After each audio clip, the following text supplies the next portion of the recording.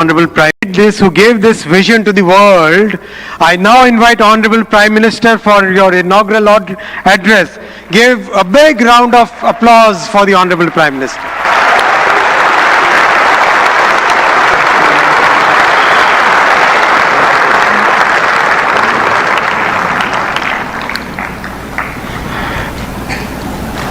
Excellencies, Honorable Ministers, industry leaders, innovators, entrepreneurs, researchers, delegates, अन्य सभी महानुभाव, देवी और सज्जनों, नमस्ते।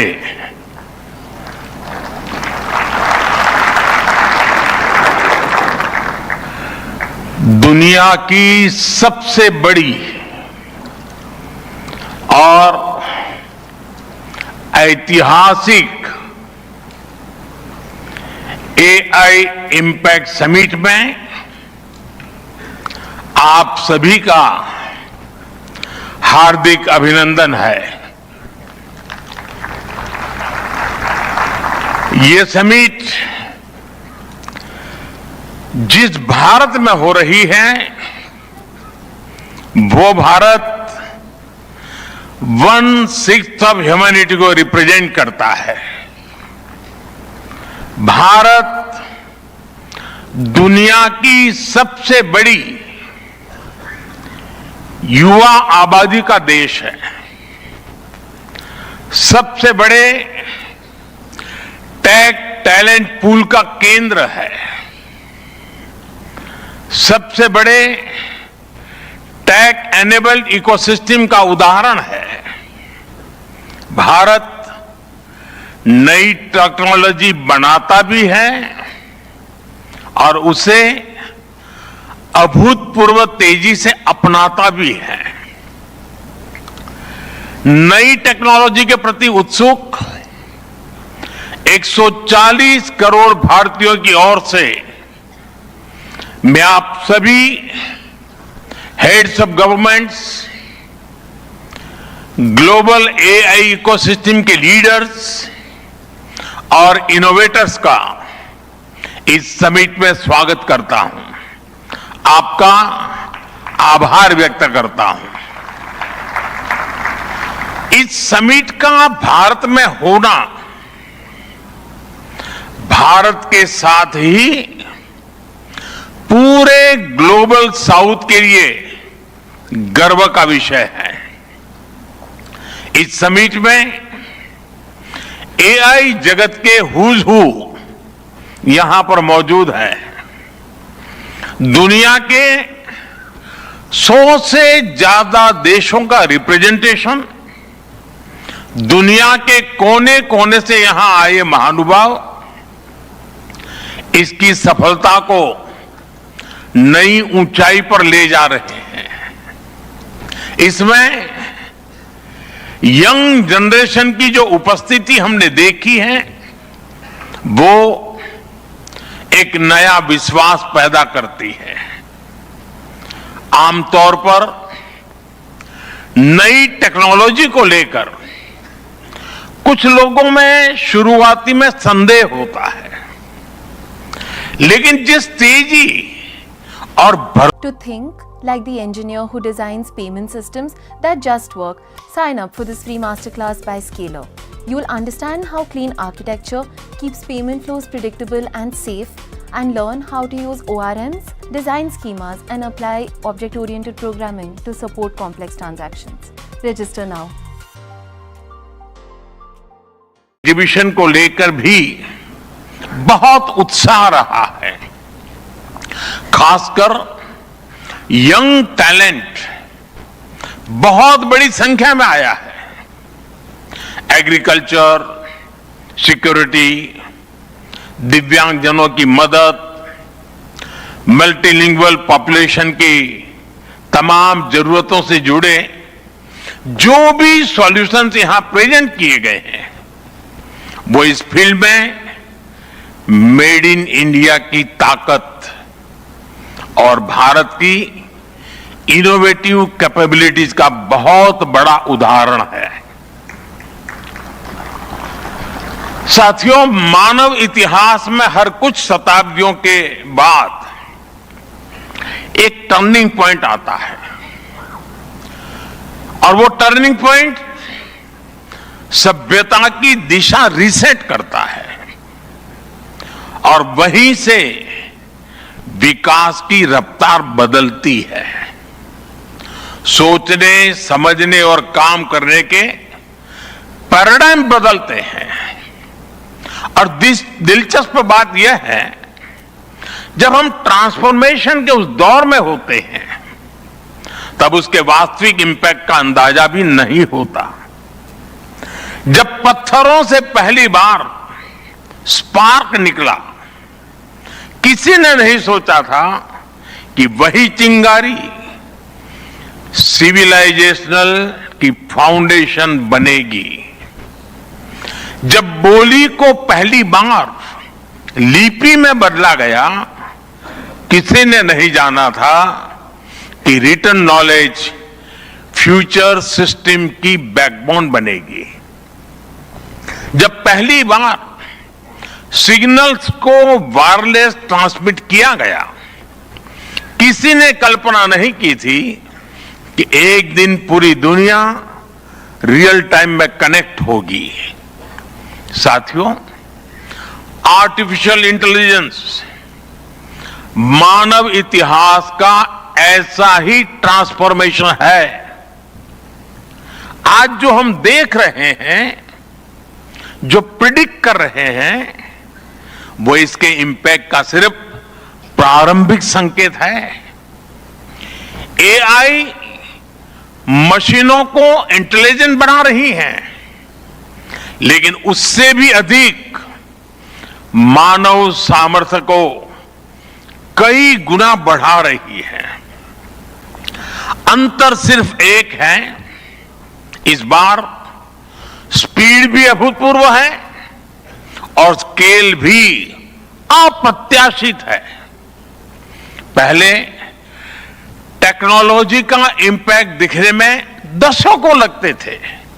आज मशीन लर्निंग से लर्निंग मशीन तक का सफर तेज भी है, गहरा भी है, व्यापक भी है। इसलिए विजन भी बड़ा रखना है और जिम्मेदारी भी उतनी ही बड़ी निभानी है।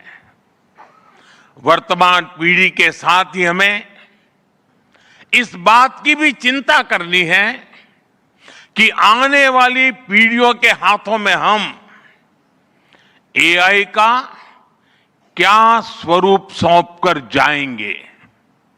इसलिए आज असली प्रश्न यह नहीं कि भविष्य में आर्टिफिशियल इंटेलिजेंस क्या कर सकती है। प्रश्न यह है कि वर्तमान में हम आर्टिफिशियल इंटेलिजेंस के साथ क्या करते हैं। ऐसे प्रश्न मानवता के सामने पहले भी आए हैं।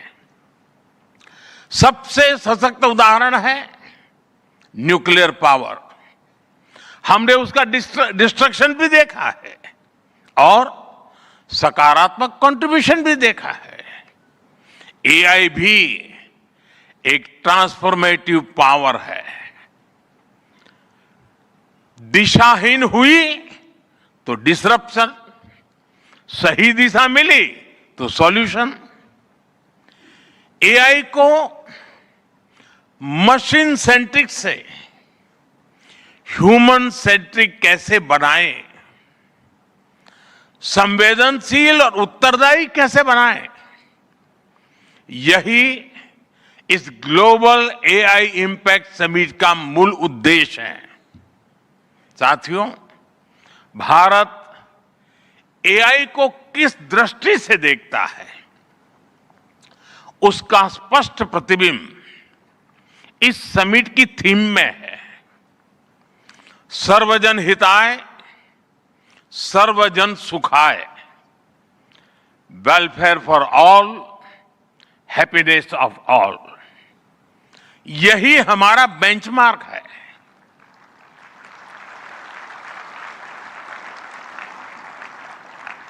एआई के लिए इंसान सिर्फ डेटा पॉइंट न बन जाए, इंसान सिर्फ रॉ मटेरियल तक सीमित न रह जाए, इसलिए एआई को डेमोक्रेटाइज करना होगा, इसे इंक्लूजन और एम्पावरमेंट का माध्यम बनाना होगा, और विशेष रूप से ग्लोबल साउथ में। साथियों, हमें एआई को ओपन स्काई भी देना है और कमांड भी अपने हाथ में रखना है। जैसे जीपीएस होता है, जीपीएस हमें रास्ता सुझाता है, लेकिन हमें किस डायरेक्शन में जाना है इसकी फाइनल कॉल हमारी ही होती है। आज हम एआई को जिस दिशा में लेकर जाएंगे वैसा ही हमारा भविष्य तय होगा। साथियों, आज new Delhi AI impact summit में मैं एआई के लिए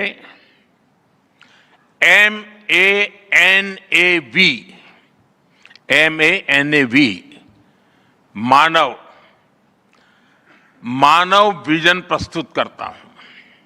मानव का अर्थ होता है ह्यूमन, और मानव विजन कहता है M, moral and ethical systems, यानी एआई एथिकल गाइडेंस पर आधारित हो। A, अकाउंटेबल गवर्नेंस, यानी transparent rules, robust oversight. N, national sovereignty, यानी जिसका डेटा उसका अधिकार। A, एक्सेसिबल एंड इंक्लूसिव, यानी एआई मोनोपोली नहीं, मल्टीप्लायर बने। V, वैलिड एंड लेजिटिमेट, यानी एआई लॉफुल और वेरीफाइबल हो।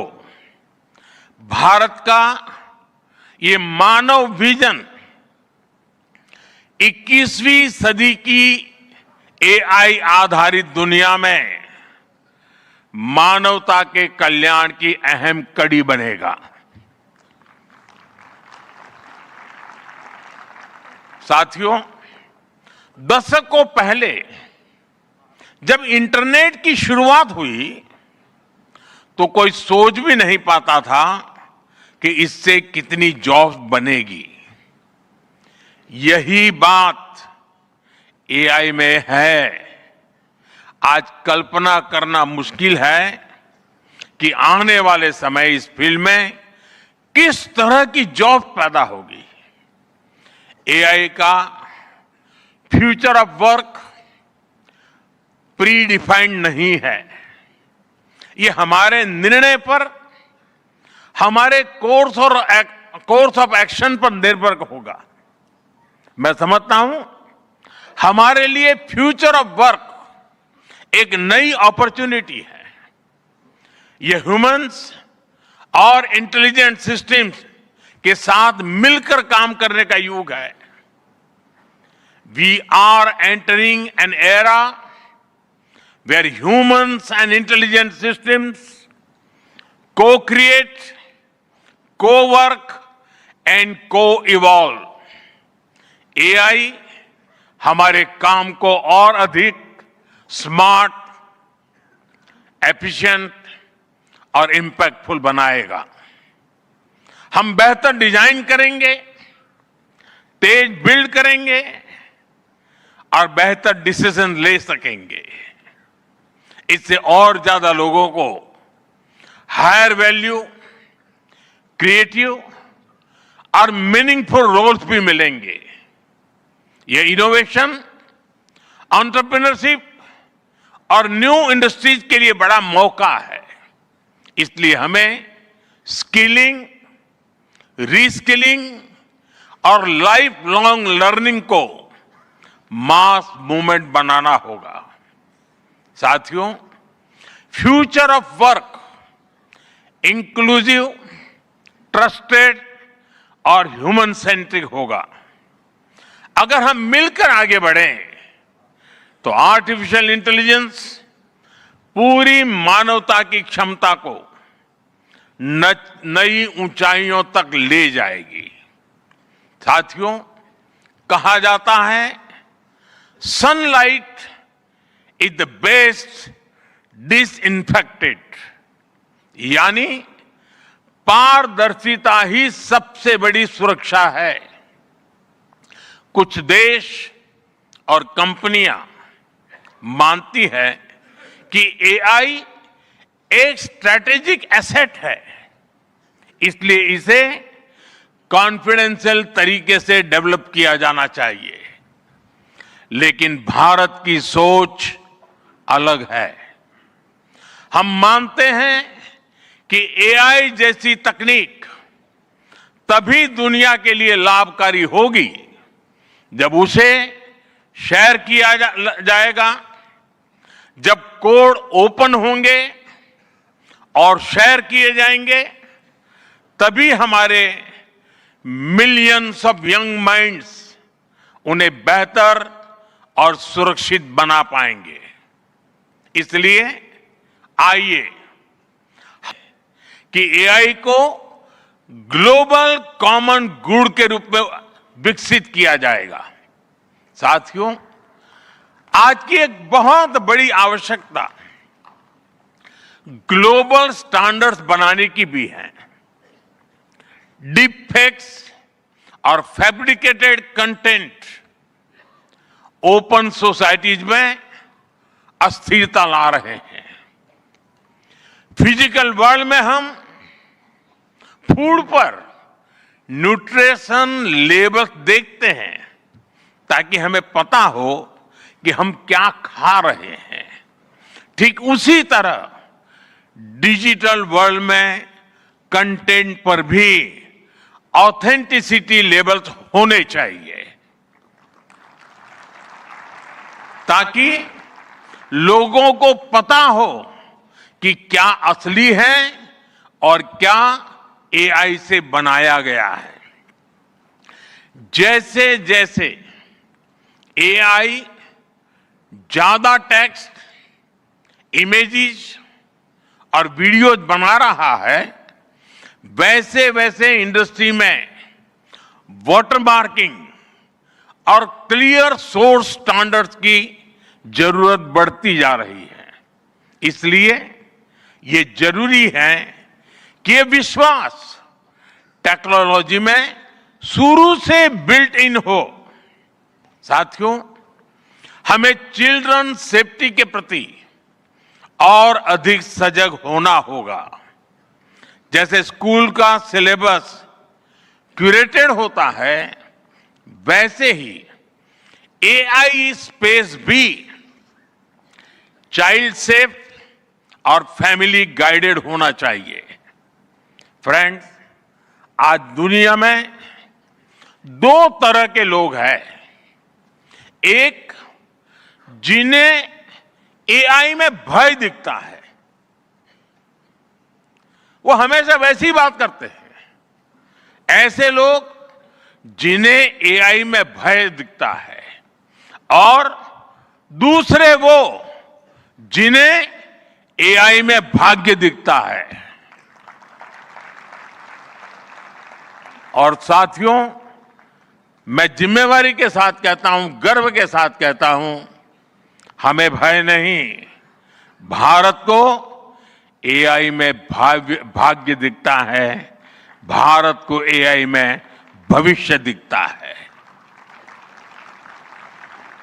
हमारे पास टैलेंट भी है, एनर्जी कैपेसिटी भी है और पॉलिसी क्लैरिटी भी है।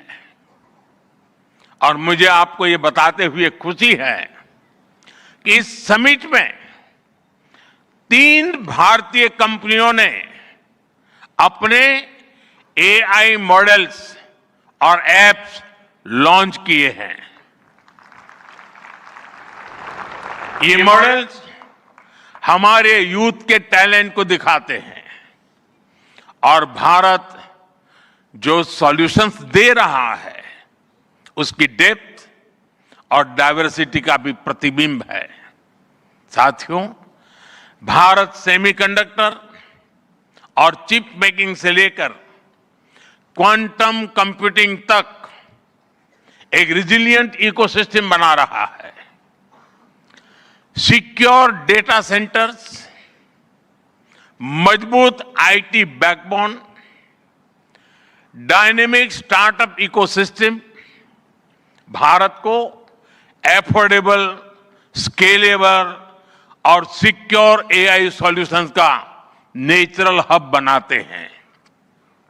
भारत के पास डाइवर्सिटी भी है, डेमोग्राफी भी है और डेमोक्रेसी भी है।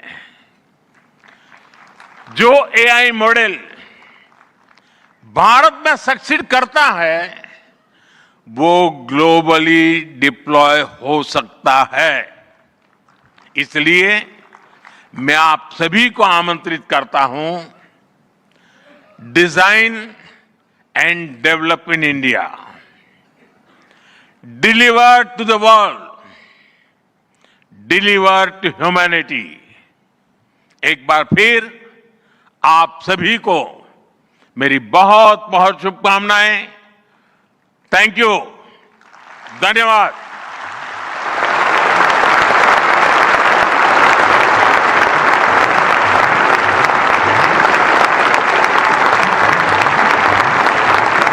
Thank you, Honorable Prime Minister, for your guiding words. Ladies and gentlemen, Honorable Prime Minister of India, Shri Narendra Modi, is a visionary leader who envisions that progress should uplift every citizen and leave no one behind.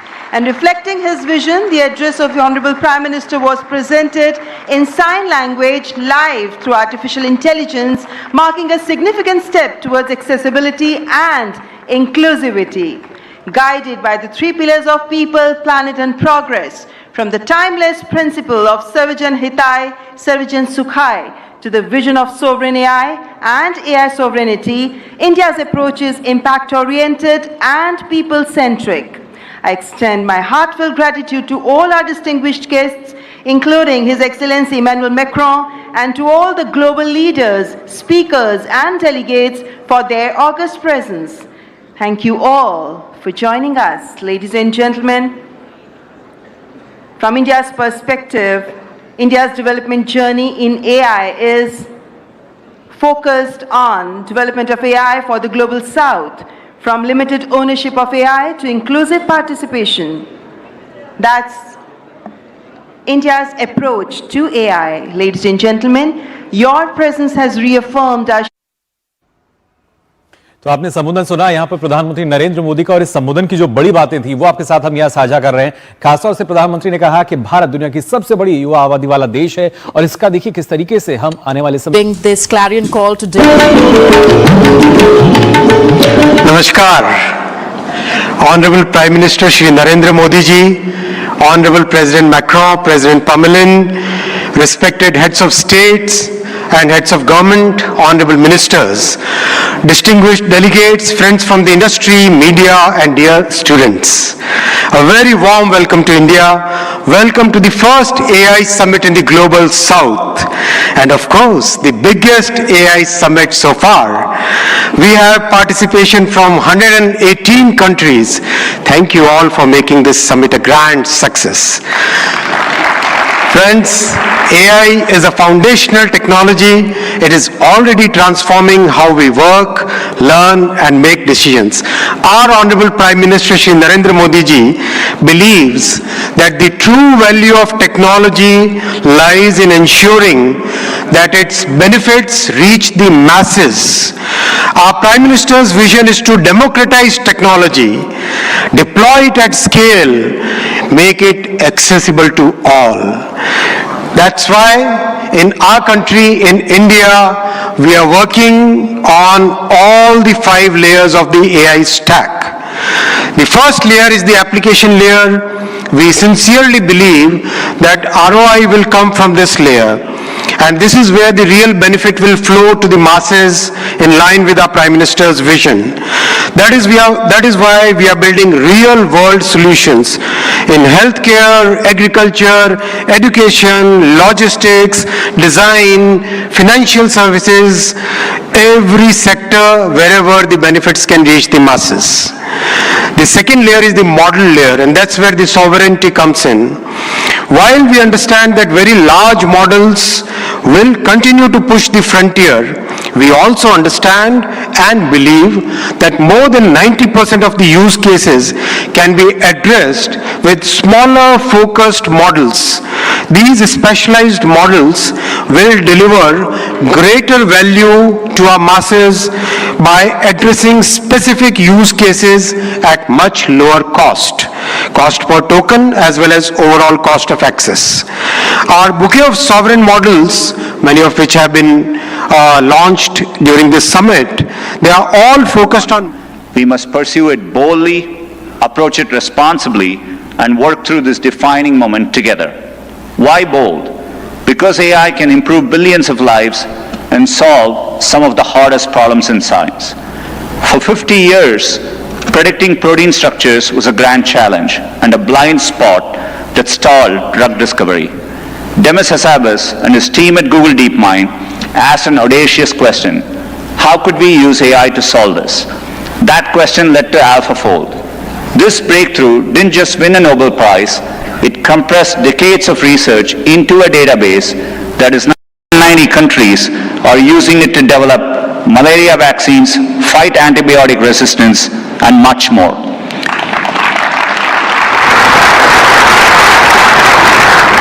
And we are asking similarly bold questions across the scientific stack, from cataloging DNA disease markers to building AI agents that act as true partners in the scientific method.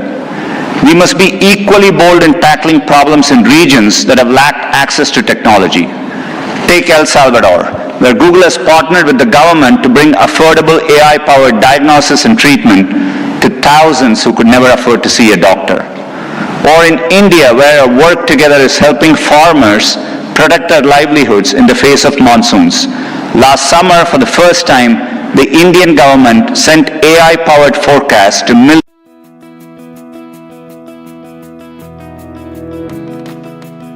Welcome to TVS Emerald Cascadia.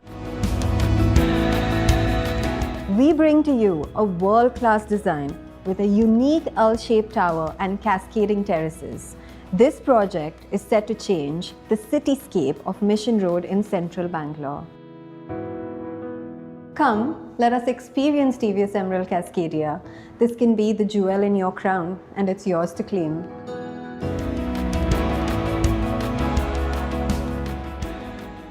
To become an AI divide. That means investing in compute infrastructure and connectivity. I mentioned our Vizag investment, and we have others in Thailand, Malaysia, and more.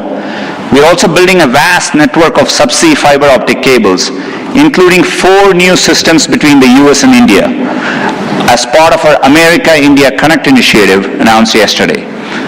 Responsibility also means navigating profound economic shifts. AI will undeniably reshape the workforce, automating some roles, evolving others, and creating entirely new careers. 20 years ago, the concept of a professional YouTube creator didn't exist. Today, there are millions around the world. Training is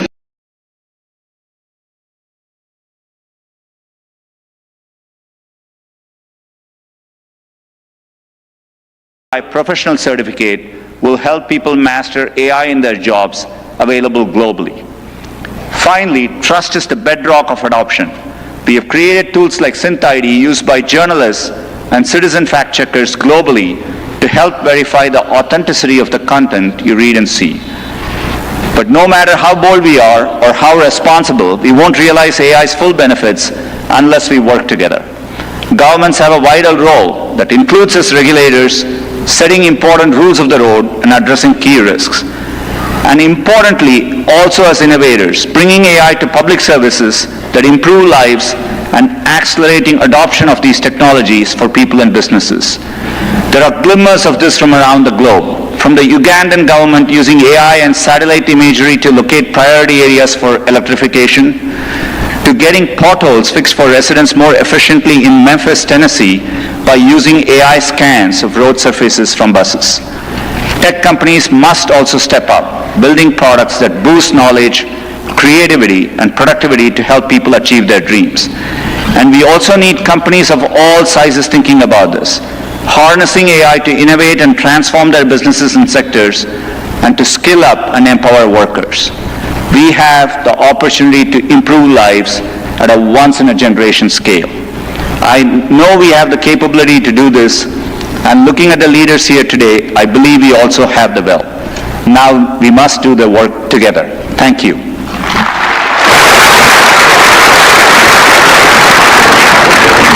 Thank you, Mr. Sundar Pichai, for that warm and insightful address.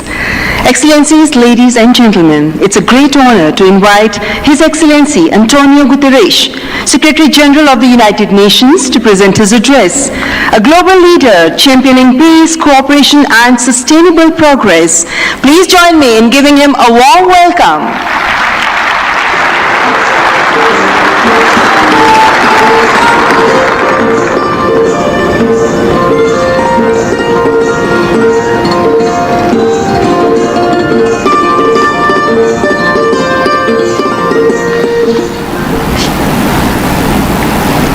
Prime Minister Modi, thank you for your kind invitation and congratulations for India's leadership organizing the first AI summit in the Global South.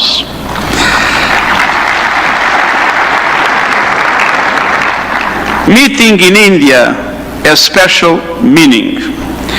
It brings this conversation closer to the realities shaping much of the world. Because the future of AI cannot be decided by a handful of countries or left to the whims of a few billionaires. Last year, the UN General Assembly took two decisive steps.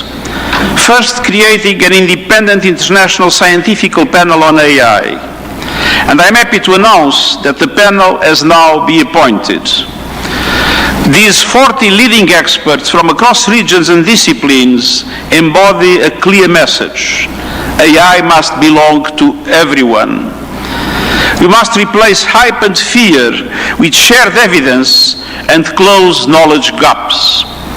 I urge member states, industry and civil society to contribute to the panel's work. Second, launching a global dialogue on AI governance within the United Nations, where all countries, together with the private sector, the academia, and the civil society, can have a voice. We need guardrails that preserve human agency, human oversight, and human accountability. And the first session of the dialogue in Geneva in July will give every country and every stakeholder a voice, to align efforts, uphold human rights, and prevent misuse, and to advance our common safety measures, the foundation of interoperability.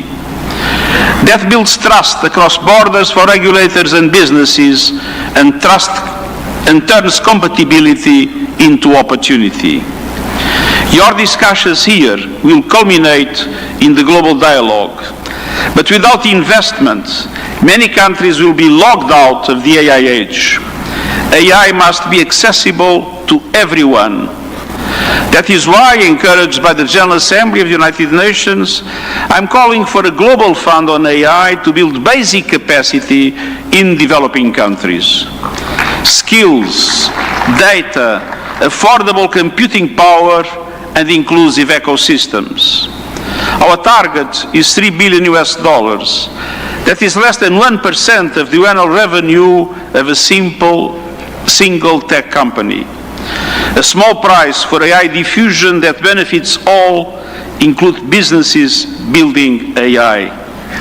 I'm pleased that Member States have responded to my call to form a global network for exchange and cooperation on AI capacity building in developing world. AI must benefit everyone. Done right, AI can advance sustainable development goals, accelerate breakthroughs in medicine, expand learning opportunities, strengthen food security, bolster climate action and disaster preparedness, and improve access to vital public services.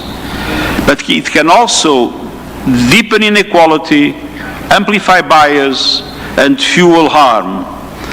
As AI's energy and water demands soar, data centers and supply chains must switch to clean power and shift costs to vulnerable communities. We must invest in workers so AI augments human potential, not only replaces it. And AI must be safe for everyone. We must protect people from exploitation, manipulation, and abuse. No child should be a test subject for unregulated AI. Excellencies, the message of this summit is simple. Real impact means technology that improves lives and protects the planet.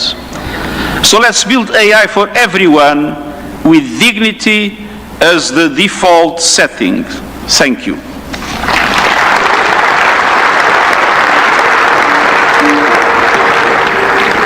Thank you, His Excellency Antonio Guterres, for your gracious address. Distinguished guests, it is my profound honor now to invite Honorable President of France, His Excellency Emmanuel Macron, to address the august gathering. Let's extend a warm and respectful welcome to His Excellency Emmanuel Macron.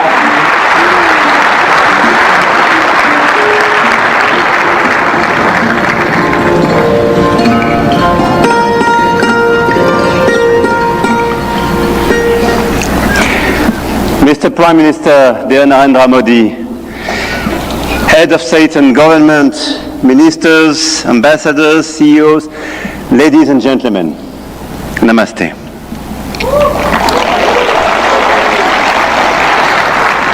Thank you very much for welcoming us in this magnificent city, in this magnificent country. And it's great to be back after my 2024 state visit for this Artificial Intelligence Impact Summit hosted by you, Mr. Prime Minister.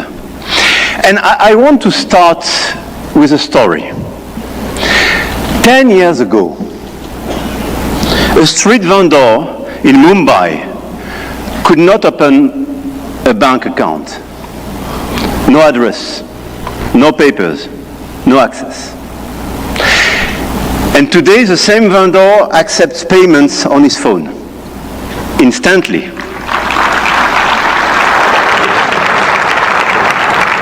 Instantly, for free, from anyone in the country. That is not just a tech story. That is a civilization story.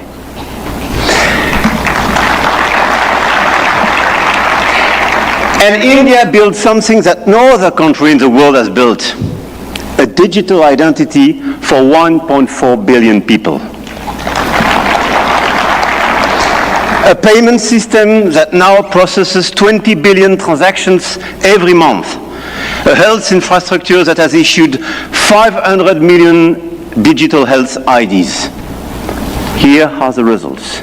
They call it the India Stack, open, interoperable, sovereign.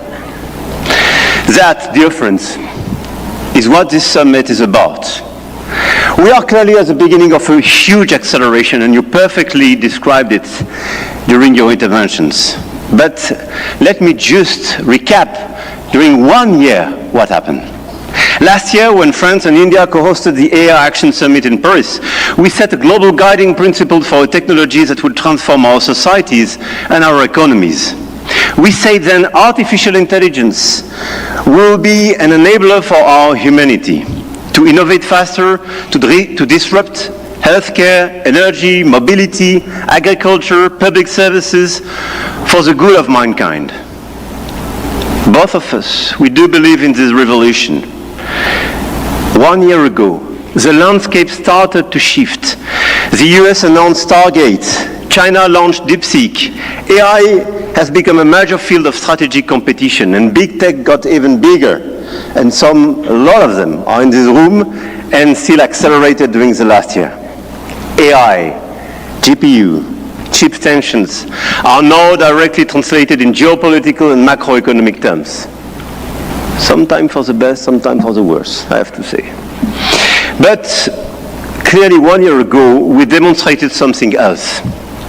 Hegemony from any quarter is not a fatality. There is a path for innovation, independence, and strategic autonomy. And this path, I'm convinced, is one of the countries like France and India must take together. And we've already achieved a lot. If we speak about models, you perfectly described the acceleration and the diversity of this model. India made a deliberate sovereign choice. SML, small language models. Task-specific, designed to run on a smartphone. And India built the first government-funded AI and deployed 38,000 GPUs at the cheapest rates to every startup in the country, as you perfectly described, Mr. Minister. We took a complementary path. We invested in European large language models. Mistral, founded in Paris a little bit more than 2 years ago, is now valued at 12 billion euro, backed by Dutch leader ASML, German SAP, and French CMS AGM, serving over 100 of major clients all over the place in Europe and elsewhere. They announced last week a new investment in data center in Sweden and a new acquisition of Koyeb, building an actual European AI cloud. India chose granular and smart, and Europe chose sovereign and scaled. But both chose independence, and both were right. And this is as well the cooperation with LLMs coming from the US, and through cooperation, but cooperation based on mutual respect and independence, which could pave the way for progress. After the model of the infrastructure, you just described all the infrastructure made by a lot of large companies in India, and all of us who are building new infrastructure, computing capacity. 1 year ago in Paris, we announced $109 billion in AI investments, and we are delivering this project with a lot of data centers, 58 billion euro in 2025, powered by our decarbonated nuclear energy. With a great asset, and this is very important indeed, to have low carbon and available energy. Last year, France exported 90 terawatt-hour of low-carbon energy and pilotable energy, which is a huge opportunity to build faster and bigger data center. At the European level, 200 billion euro have been committed with the arrival of the Alice Lecoq exascale supercomputer, key component of our AI factory ambition shared with Netherlands and Greece, and we share the computer with them. Models, infrastructures, talents. India trains hundreds of thousands of AI engineers every year. With 500,000 engineers, India has the second largest developer community in the world. In France, we are doubling the number of AI scientists and engineers trained, and we've now more than 1,100 AI startups thriving in France, creating dozens of thousands of jobs. Armatan AI partnering with Dassault, Gradium for voice AI, Poolside, Ash, Hugging Face. I could quote the series of these unicorns and large caps, and this is clearly one of our strengths. In quantum computing, the next frontier, France is not placing one bet, we are placing four.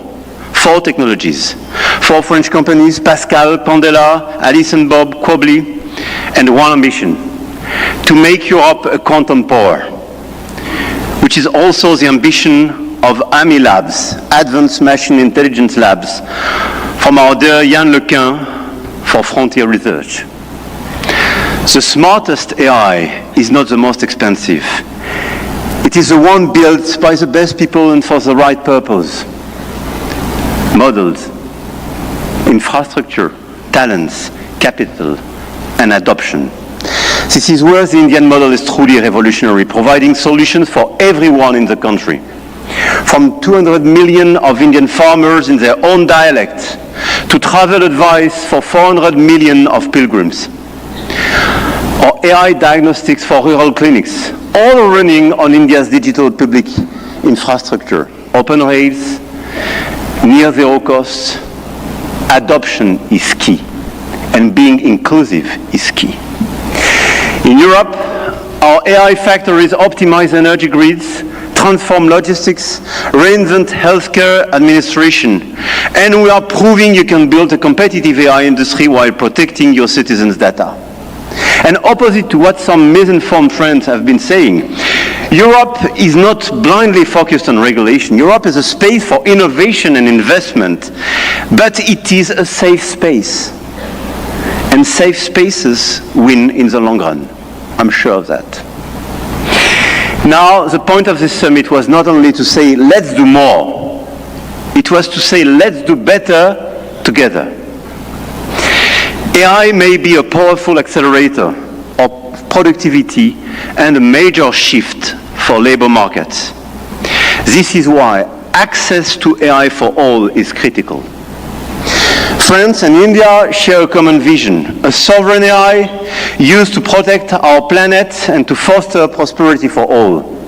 In health, we launched the Indo-French Institute for AI in Health, a partnership between Sorbonne's Brain Institute and AIMS Delhi, and the partnership between ASH and St. John's Research Institute in Bangalore will use AI to transform hospital administration as well.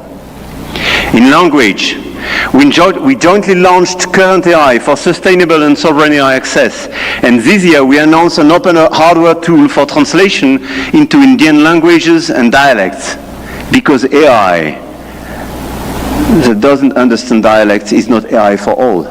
And this is why we do endorse this initiative for diversity in language. In sustainability, our Coalition for Sustainable AI now has more than 200 supporters. Today, with India and UNESCO, we launch an international challenge for sustainable AI models. Last year in Paris, we called it Action. This year in Delhi, we call it Impact. But the real name is simpler: AI Together. AI and digitalization will be a key theme for the months to come. And the key theme of the Africa Forward Summit we will host with Kenya in Nairobi in May. The continent, the African continent, with the youngest population that will double in 25 years, deserves the best digital tools. And at a time when tensions are rising, there is an increased sense of urgency to direct all our digital tools towards this inclusive approach, and in order, indeed, to be strong here in India, but to be strong as well on the African continent. And let's focus all together towards bridging rather than dividing, creating rather than destroying, sharing rather than taking. France intends to use its G7 presidency to foster that vision. I know, Mr. Prime Minister, that India will do the same through your BRICS presidency. No country is bound to serve only as a market where foreign companies sell their models and download their citizens' data. No country. One of our G7 priorities will be as well children's protection against AI and digital abuse. You just mentioned it, Mr. Secretary General. There is no reason our children should be exposed online to what is legally forbidden in the real world. Our platforms, governments and regulators should be working together to make internet and social media a safe space. This is why, in France, we are embarking on a process to ban social networks for children under 15 years old.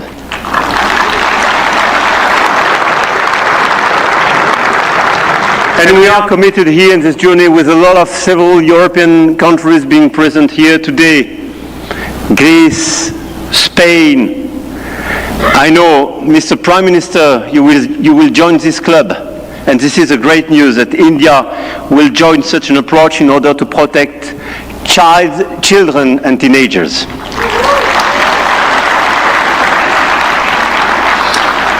And we stand ready to take all necessary actions to ensure that our young citizens are truly safe, and wish to engage with all willing partners to make this vision happen for all. And this is a new coalition of willings in order to protect our children and teenagers. Protecting our children is not regulation as well, it is civilization.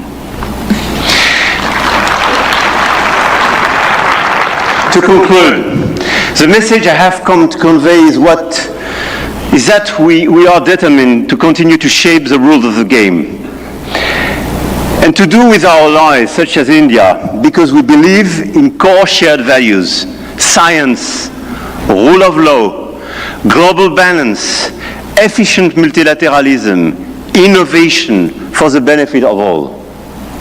Now is the time to channel our forces toward what works. Concrete action and solutions that make AI more sustainable, efficient, and accessible. Targeted funding to leverage talents and creativity. Appropriate rules to prevent abuse and protect all our citizens. Strong partnerships that help build new AI solutions, more safe and more sustainable. I want to thank all the governments and business leaders present in this room and engaged in this journey. I know your goodwill and your commitment in order to deliver these concrete results. We do believe in innovation, but we do believe in a better place, in a better world as well. And I don't believe one second it's incompatible. And let me say one more thing about partnerships, because this is not a two-player game. Last week, India and the UAE announced a joint AI partnership, a supercomputing cluster, shared data centers, and innovation corridor.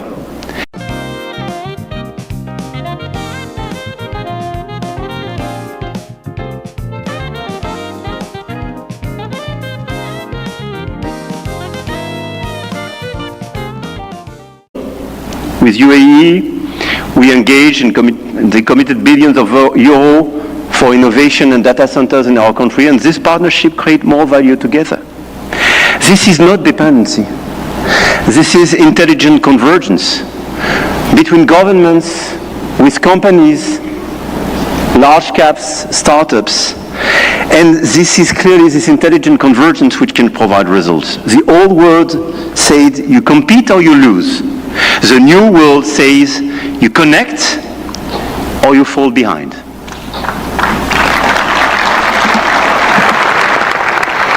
And I started with a story about a street vendor in Mumbai. 10 years ago, the world told India that 1.4 billion people could not be brought into the digital economy. India proved them wrong.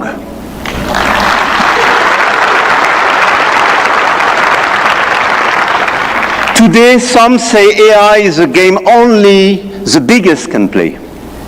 That you need $400 billion to be in the race. That nothing can exist between the two blocks. India, France, Europe, together with our partners, those who believe in our approach. Companies, governments, investors might have a different way. The money race is important and we cannot discount it. But the outcomes and real value creation for our population is even more. The future of AI will be built by those who combine innovation and responsibility, technology with humanity. And India and France will help to shape this future together. And the journey has just begun. Jai Ho. Thank you.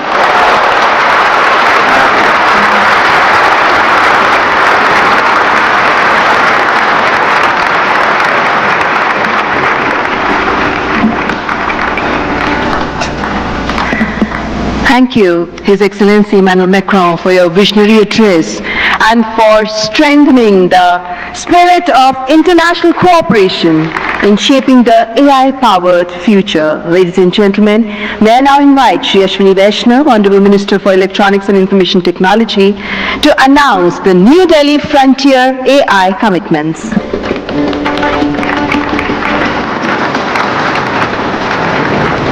Honorable Prime Minister, distinguished global leaders, industry partners, ladies and gentlemen, and young friends. Today, it gives me great pleasure to announce a significant outcome of the India AI Impact Summit, the New Delhi Frontier AI Impact Commitments. Today, leading frontier AI companies, along with India's own innovators such as Sarvam, BharatGen, Gyani and Socket, have come together to make a set of voluntary commitments that reflect a shared vision for inclusive and responsible AI. Can we have the commitments displayed? Yes. These are two significant commitments. First, advancing understanding of real-world AI usage through anonymized and aggregated insights to support evidence-based policy making on jobs, skills, and economic transformation. The second is strengthening multilingual and contextual evaluations of AI systems to ensure that AI works effectively across languages, cultures, and real-world use cases, especially in the global south. Together, these efforts mark an important step towards shaping AI that is not only powerful, but also inclusive, development-oriented, and globally relevant. This initiative positions India at the forefront of building a global South-led perspective on AI governance, one that balances innovation with equity and real-world impact. I now invite the distinguished leaders of these organizations to kindly join us on the stage for this announcement. Sundar, Sam, Dario, Brad, Alexander, Joel, David, Andrew, Pratyush, Ganesh, Abhishek, and Bharat. Guys.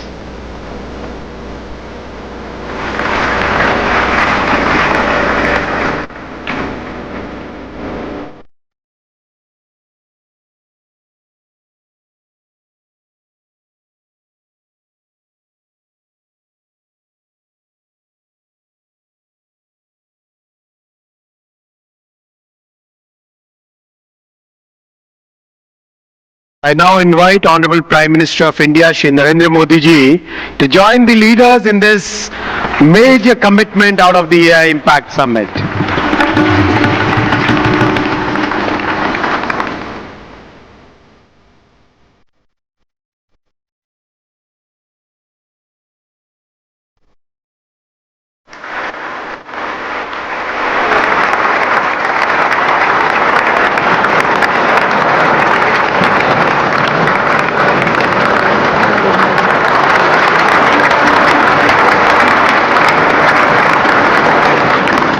Thank you, tech leaders.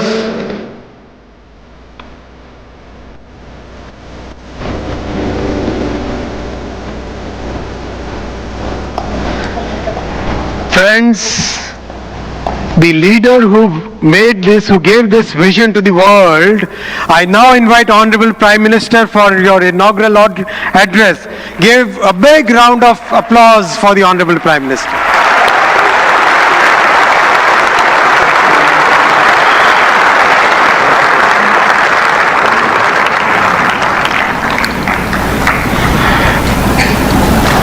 Excellencies, honorable ministers, industry leaders, innovators, entrepreneurs, researchers, delegates, अन्य सभी महानुभाव, देवी और सज्जनों,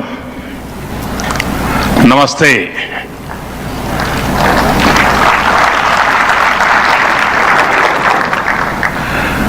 दुनिया की सबसे बड़ी और ऐतिहासिक एआई इम्पैक्ट समिट में आप सभी का हार्दिक अभिनंदन है। ये समिट जिस भारत में हो रही है वो भारत 1/6 ऑफ ह्यूमैनिटी को रिप्रेजेंट करता है। भारत दुनिया की सबसे बड़ी युवा आबादी का देश है, सबसे बड़े टेक टैलेंट पूल का केंद्र है, सबसे बड़े टेक एनेबल्ड इकोसिस्टम का उदाहरण है। भारत नई टेक्नोलॉजी बनाता भी है और उसे अभूतपूर्व तेजी से अपनाता भी है। नई टेक्नोलॉजी के प्रति उत्सुक 140 करोड़ भारतीयों की ओर से मैं आप सभी heads of governments, global AI ecosystem के लीडर्स और इनोवेटर्स का इस समिट में स्वागत करता हूं, आपका आभार व्यक्त करता हूं। इस समिट का भारत में होना भारत के साथ ही पूरे ग्लोबल साउथ के लिए गर्व का विषय है। इस समिट में एआई जगत के हुज हू यहां पर मौजूद है। दुनिया के 100 से ज्यादा देशों का रिप्रेजेंटेशन, दुनिया के कोने कोने से यहां आए महानुभाव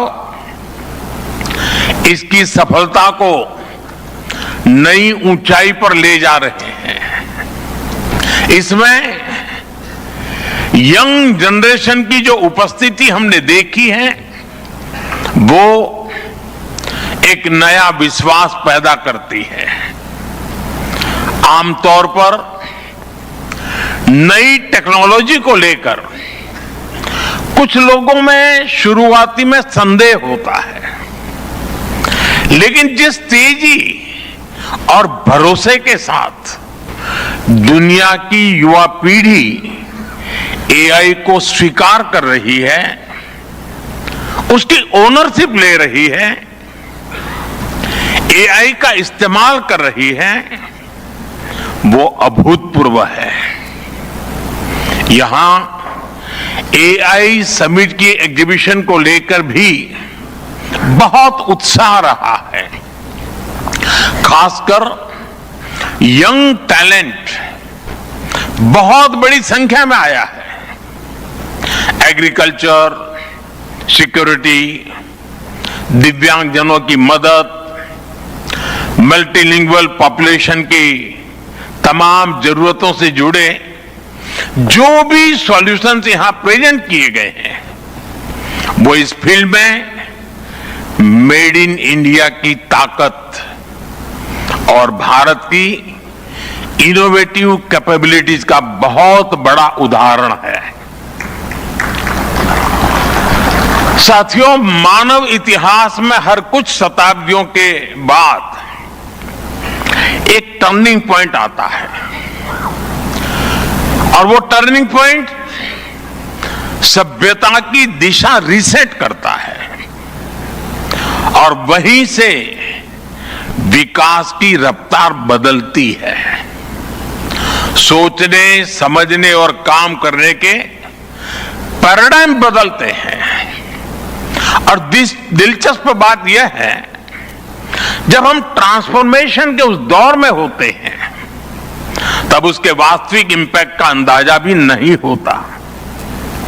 जब पत्थरों से पहली बार स्पार्क निकला, किसी ने नहीं सोचा था कि वही चिंगारी सिविलाइजेशनल की फाउंडेशन बनेगी।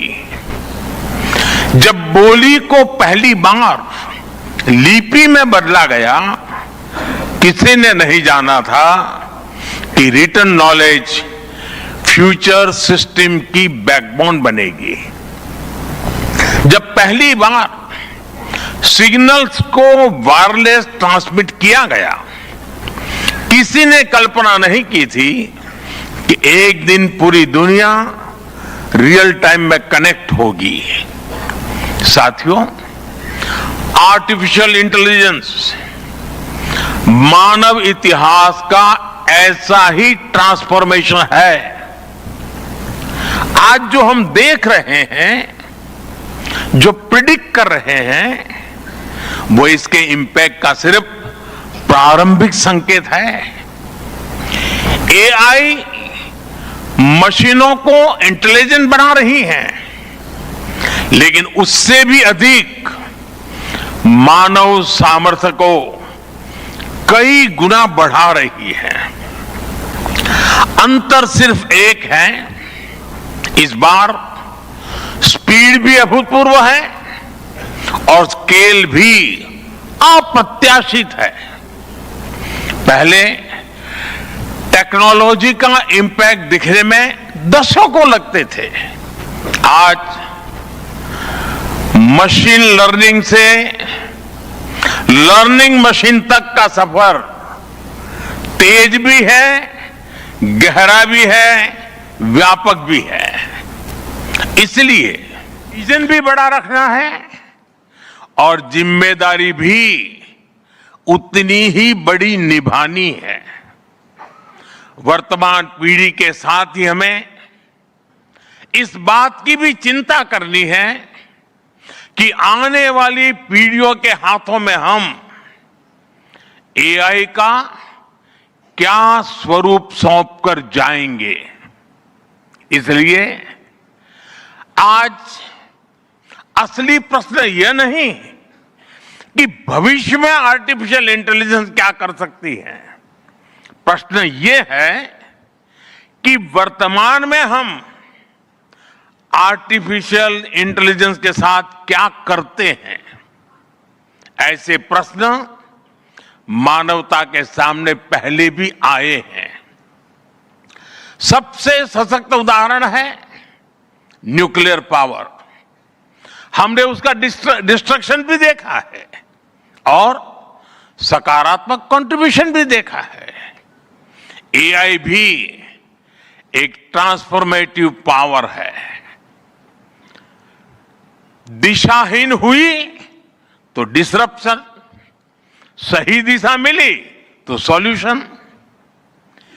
एआई को मशीन सेंट्रिक से ह्यूमन सेंट्रिक कैसे बनाएं, संवेदनशील और उत्तरदायी कैसे बनाएं, यही इस ग्लोबल एआई इंपैक्ट समिट का मूल उद्देश्य है। साथियों, भारत एआई को किस दृष्टि से देखता है, उसका स्पष्ट प्रतिबिंब इस समिट की थीम में है। सर्वजन हिताय, सर्वजन सुखाय, welfare for all, happiness of all. यही हमारा बेंचमार्क है।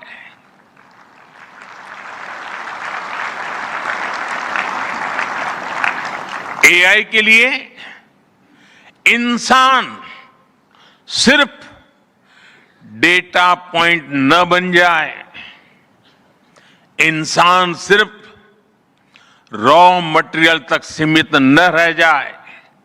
इसलिए एआई को डेमोक्रेटाइज करना होगा, इसे इंक्लूजन और एम्पावरमेंट का माध्यम बनाना होगा और विशेष रूप से ग्लोबल साउथ में। साथियों, हमें एआई को ओपन स्काई भी देना है और कमांड भी अपने हाथ में रखना है। जैसे जीपीएस होता है, जीपीएस हमें रास्ता सुझाता है, लेकिन हमें किस डायरेक्शन में जाना है इसकी फाइनल कॉल हमारी ही होती है। आज हम एआई को जिस दिशा में लेकर जाएंगे वैसा ही हमारा भविष्य तय होगा। साथियों, आज new Delhi AI impact summit में मैं एआई के लिए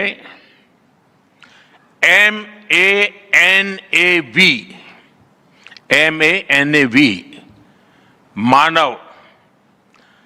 मानव विजन प्रस्तुत करता हूं।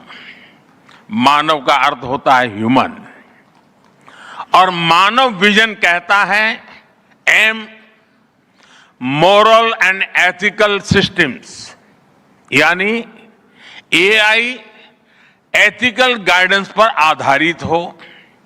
A अकाउंटेबल गवर्नेंस, यानी transparent rules, robust oversight.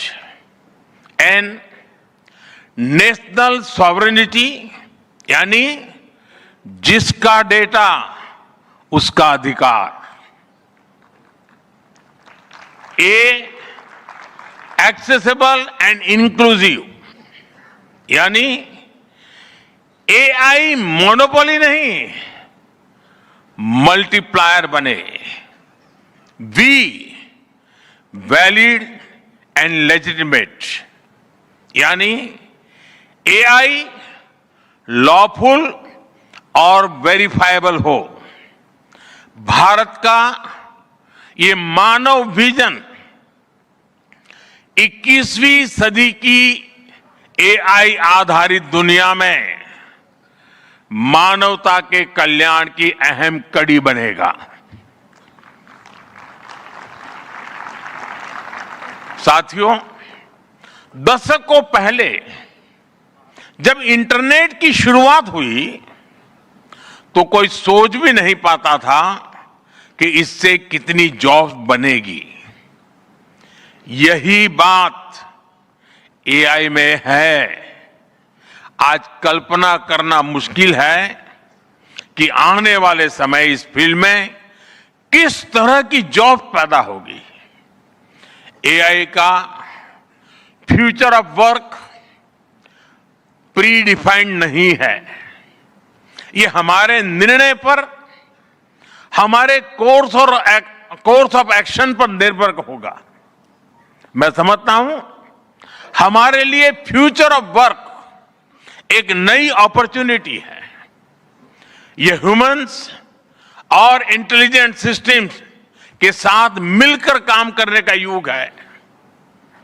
We are entering an era where humans and intelligent systems co-create, co-work.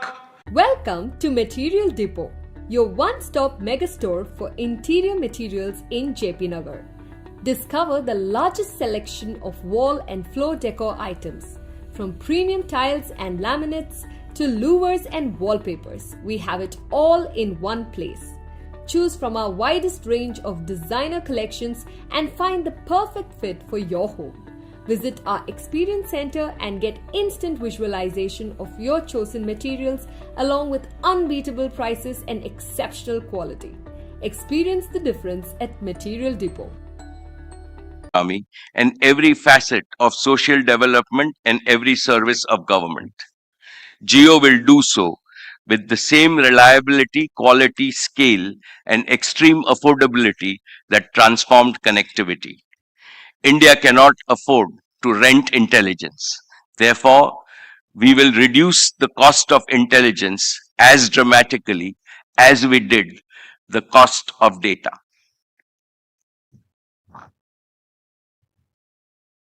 Announcement 2.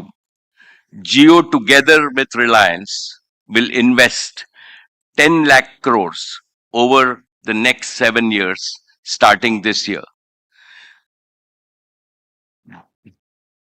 This is not speculative investment. It is not for chasing valuation. This is patient, disciplined, nation building capital designed to create durable economic value and strategic resilience for decades to come. Distinguished participants, the biggest constraint in AI today is not talent or imagination. It is scarcity and high cost of compute. Therefore, here is my third announcement.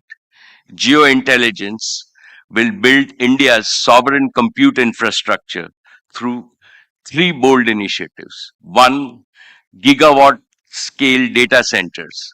We already started construction on multi-gigawatt AI-ready data centers at Jamnagar. Over 120 megawatts will come online in the second half of 2026 this year, and a clear path to gigawatt scale compute for training and large scale inference. Two, our green energy advantage. We have an in-house energy advantage with up to 10 gigawatts of ready green power, surplus anchored by solar in both Kutch and Andhra Pradesh. Three, a nationwide edge compute. An edge compute layer deeply integrated with Geo's network will make intelligence responsive, low latency, and affordable, close to where Indians live, learn, and work. From kirana stores to clinics, from classrooms to farms, intelligence will live at the edge. Our resolve is clear. Make intelligence as ubiquitous as connectivity. When compute becomes infrastructure, innovation will become inevitable. Friends, geointelligence is guided by 5 non-negotiable principles. First, AI for India's deep tech and advanced manufacturing leadership, reaching not just large enterprises, but agriculture, small businesses, and the informal sector. Geointelligence will not simply be a search or an ask tool. It will primarily be a resource for multiplying productivity and efficiency. Second, world-leading multilingual AI capability across all Indian languages. When farmers and artisans speak to AI in their own words and students learn in their own mother tongue, this is not convenience, this is inclusion. Geo AI Bharat की भाषा में बोलेगा, भारत की संस्कृति में फूलेगा और भारत की मिट्टी में फलेगा. Third, responsibility, security, data residency, and trust as Geo's core guarantees, not afterthought. Fourth, we will prove that AI does not take away jobs. Rather, it will create new high-skill work opportunities. And fifth, the AI story has shifted from who has the best model to who can build the strongest ecosystem for speed and scale of usage. Therefore, we will build deep partnership ecosystem with Indian enterprises, startups, IIT, IISC, and research institutions. We will work shoulder to shoulder with India's leading industrial groups to embed AI across manufacturing, logistics, energy, finance, retail, agriculture, and healthcare. We will empower startups with affordable compute and co-development platforms. We will aspire to produce global breakthroughs in compute architecture, foundation models, and energy efficiency, designed in India, rooted in our values, powered by our talent, and scaled for humanity. And we will partner with the very best tech companies in the world, not as importers of intelligence, but as co-architects of a new AI century. Dear friends, I believe that social relevance, not momentary craze, should drive AI growth in India. Geo has already started AI applications for the most pressing challenges in inclusive development. In education, we have Geo Shikshak, an adaptive AI teaching assistant in 22 languages. When 250 million school children and 50 million students in higher education are empowered by AI teachers, no power on earth can match India's talent wealth. In healthcare, Geo Arogya AI delivering first medical guidance in under 5 minutes in local languages on any phone. In agriculture, Geokrishi, converting satellite imagery and precision weather into simple voice-first advice to 140 million farmers to help improve their income. In everyday life, Geo Bharat IQ, a voice-first AI companion helping Indians learn, earn, and access government services at Bharat scale. From wearables to fully connected homes, GeoFrames, an AI glass device, and next generation AI devices will make intelligence truly ambient, as effortless and as natural as human conversations. Through Geo Hotstar, AI will multiply Indian creativity with multilingual storytelling. We will popularize India's rich cultural heritage with futuristic technology, enhancing India's soft power globally. Friends, this inaugural Global AI Impact Summit in India has received a massive response. What does that show? It shows that AI is now becoming a people's movement worldwide. The success of this movement hinges critically on global cooperation and not polarization. Be it chips or rare earths, AI works its magic through sharing, not hoarding, through collaborations, not conflicts. The unique strength of India is that India serves as the vital bridge connecting the global south and the global north. After all, south or north, east or west, all of us have only one earth, one family, and one future.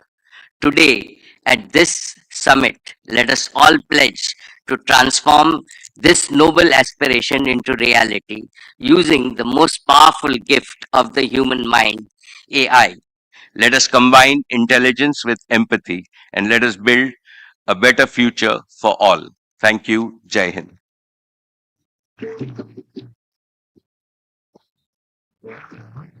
Thank you so much, Mr. Mukesh Dhirubhai Ambani, for your strong belief in India's capabilities and also for being at the forefront of India's AI revolution.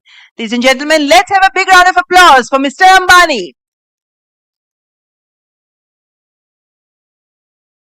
Now, I would like to invite Sir Damis Hassabis. He is the founder and CEO of Google DeepMind, the co-founder of Google DeepMind, and well, he is also the Nobel laureate, a chess prodigy, neuroscientist, and game designer before he became one of the world's leading artificial intelligence researchers. Sir Damis Hassabis brings an almost uniquely cross-disciplinary mind to the challenge of building artificial general intelligence. DeepMind's AlphaFold solved a 50-year-old problem in biology, and he's, well, just getting started. Please welcome the co-founder and CEO of Google DeepMind, Sir Hassabis.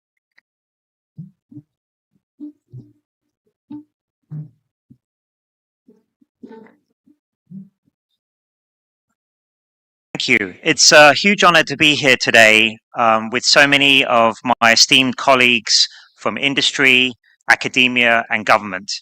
And congratulations to Prime Minister Modi and the Indian government on convening such an impressive summit at this very pivotal moment for AI. It's fantastic to see how the summit has evolved over the years, with the first meeting convened by Prime Minister Sunak at Bletchley Park in the UK. It's become an incredibly important convening point for international dialogue and hopefully cooperation in the future over the future of AI. When we started DeepMind in 2010, almost nobody was working on AI in industry. It was just a dream. And it's been incredible to see how in the last 15 years, where we've come from the beginnings, those humble beginnings, to now where we are today, where the whole world is talking about AI. The reason I've spent my whole career working on AI is I always believed it would be one of the most important and beneficial technologies ever invented. And for me, my passion is to advance scientific discovery. And I always felt that AI would be the ultimate tool for accelerating scientific discovery and being a force multiplier for human ingenuity. From a very young age, I've been obsessed with the Greek questions of science, the nature of reality, the nature of consciousness, these deep mysteries that are in the universe. And I think AI can help us find answers to these questions that we've pondered over for thousands of years. We're already starting to see the beginnings of this with systems like AlphaFold that we built to solve the 50-year grand challenge of protein folding. And we hope that this will just be the first example of amazing advances in science and medicine that have been enabled by AI.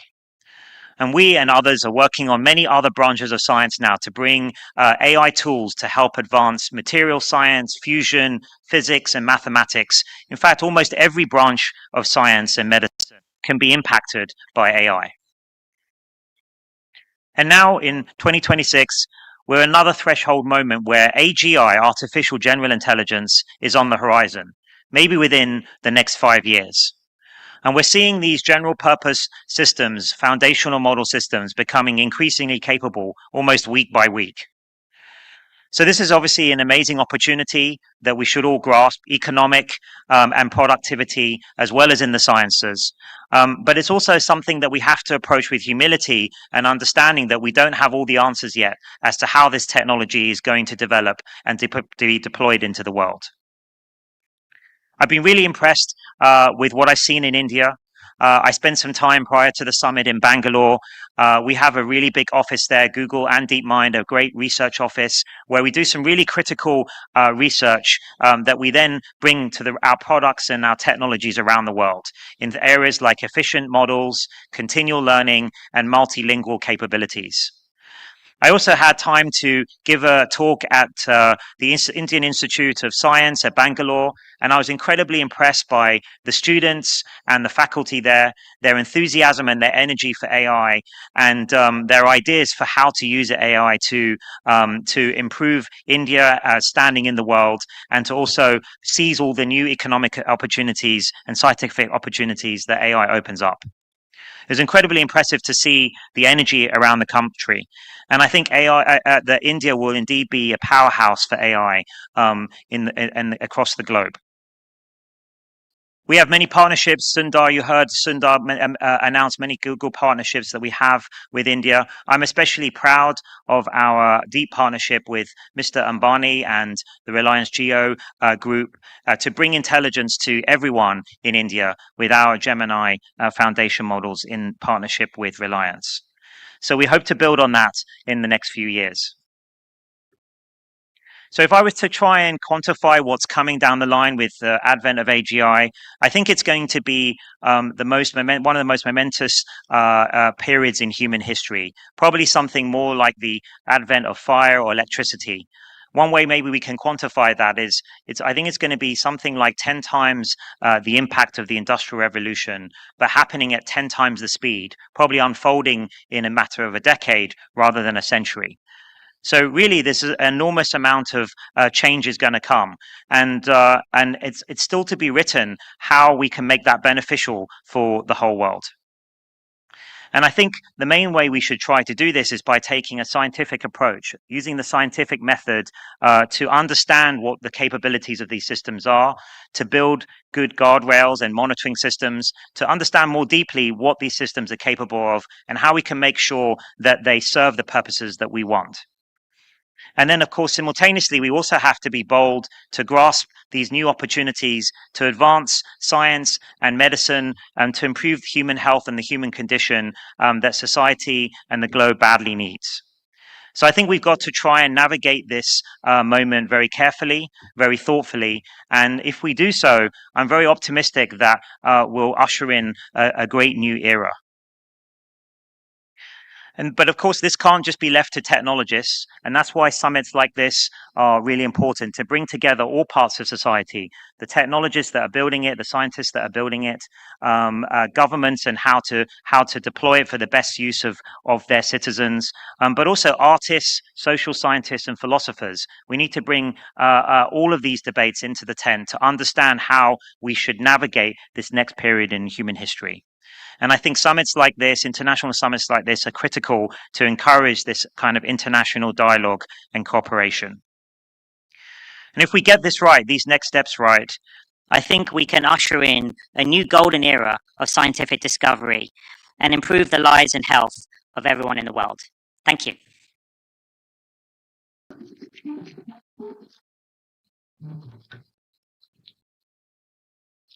Thank you so much, Sir Hassabis, for your very profound and illuminating address. We really thank you. Sincere gratitude to your address. Ladies and gentlemen, and now I would like to invite Mr. Vishal Sikka. He's the founder and CEO of VNI. As CEO of Infosys, Vishal Sikka has led one of the most ambitious transformations in Indian IT history before leaving to build VNI, a company focused on human-centered artificial intelligence. He is a computer scientist by training, a philosopher by temperament. He is one of the most original thinkers of the intersection of AI and enterprise. Please welcome the founder and CEO of VNI, Mr. Vishal Sikka. Thank you so much. Thank you so much for that. Wow, wonderful introduction, and what an amazing event.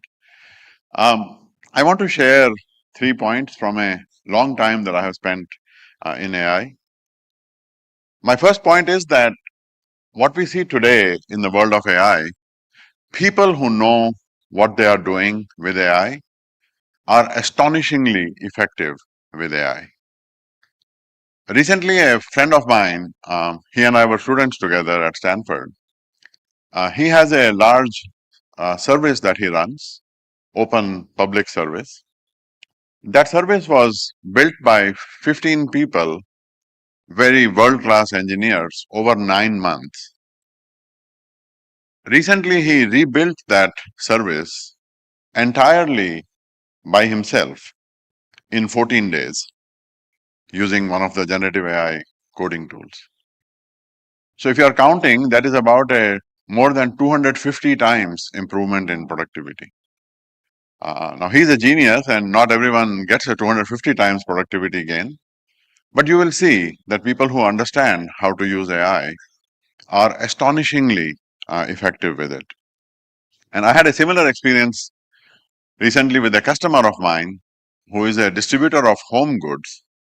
And one of their main suppliers shut down their factories in one of their countries. And they did analysis using our product, all kinds of simulation scenarios. And over a few days, they reached the decision that they need to exit that country entirely. I asked him, such a monumental decision to get out of an entire country, how long would that have taken you before? And he said easily it would have taken a year. And it would have involved heavy-duty consultants and things like that. So we now have instant access to knowledge in any language, a condensation of things that we can present in any way. It is an incredible power. And yes, it is deeply disruptive to the ways that we have worked before, the way that we have done things in the past. But at the same time, and even more importantly, we can do unprecedented things with this, things that we could never do before. So this astonishing effectiveness, and Yoshua referred to this as a jagged frontier, it is not uniform. Not everyone sees this. So that's my second point. Being effective with AI requires not only a knowledge of AI itself, but understanding its limitations and how to overcome those limitations. There is a huge gap between LLMs and the business users inside enterprises especially, and how to bring value to those users. And overcoming that gap is where a lot of value creating opportunity is. Bridging that gap requires delivering correct systems, trusted, verifiable, reliable systems that deliver value to people. My own company works in this area, a layer that sits above the language models and delivers value to business users while ensuring correctness and things like that. When we overcome that gap, we can deliver massive value. Mukesh Bhai talked about it just now. We can transform every existing system, legacy systems, enormous complexities inside enterprises can be removed, industries can be transformed. We can give end users wings, we can amplify them to deliver things that were not possible to do before, or in the best case, it required professionals to do this. Doing that also requires not just overcoming the limitations of AI, but also imagination to see what is not there, to see what is possible. India has all of this in great abundance. The Honorable Prime Minister has called for 1 billion entrepreneurs, people who can overcome these and deliver value using AI. And I think this is exactly what the world needs and what India has the potential for. My third point is that we not only have to master today's AI, but we have to leapfrog it. AI today has enormous limitations. I have worked in AI for the last 38 years.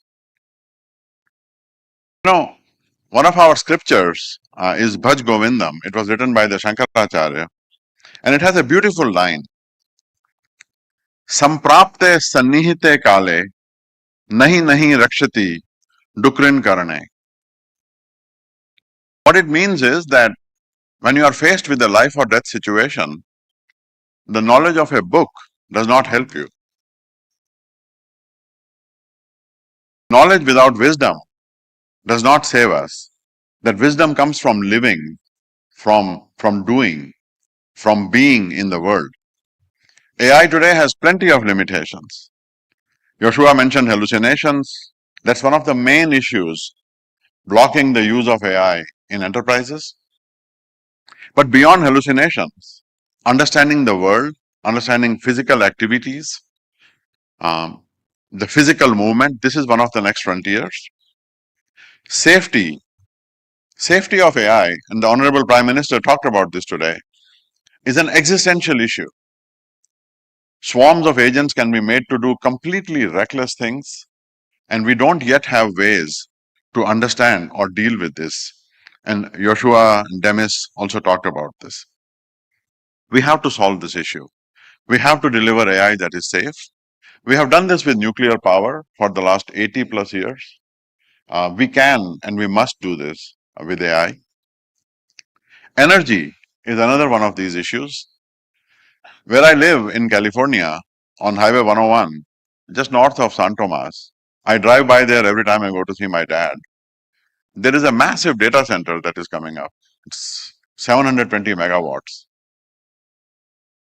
And this idea that I write a prompt and these gazillion GPUs blast into existence to produce a response, and then I make a tiny change to that prompt and then I do that again, it just seems like a completely absurd idea, especially to someone who has been around AI for such a long time.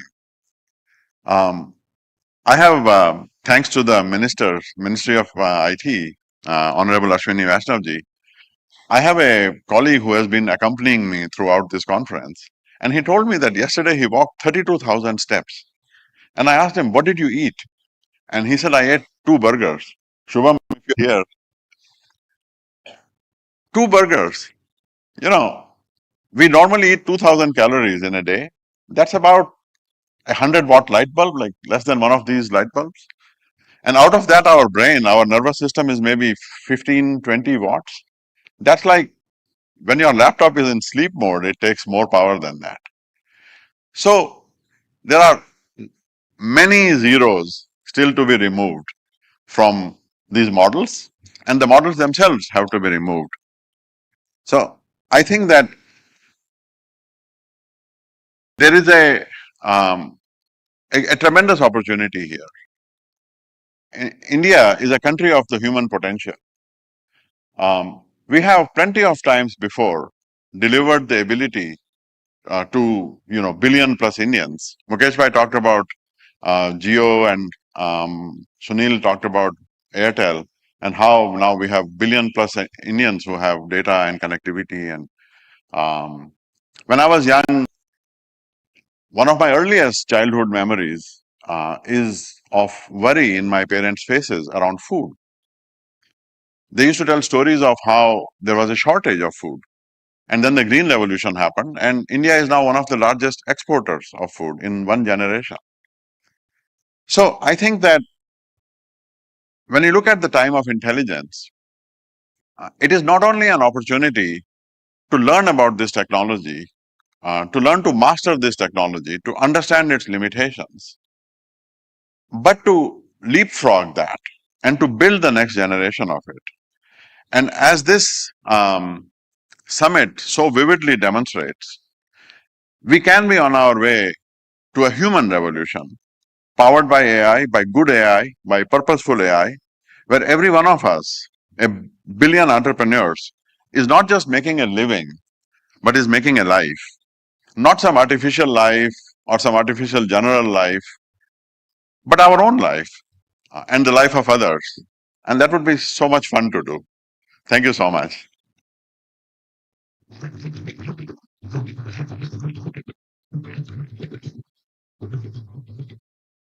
Thank you so much, Mr. Sikka, for your profound and very interesting remarks. And of course, your work at VNI also exemplifies the transformative potential of artificial intelligence.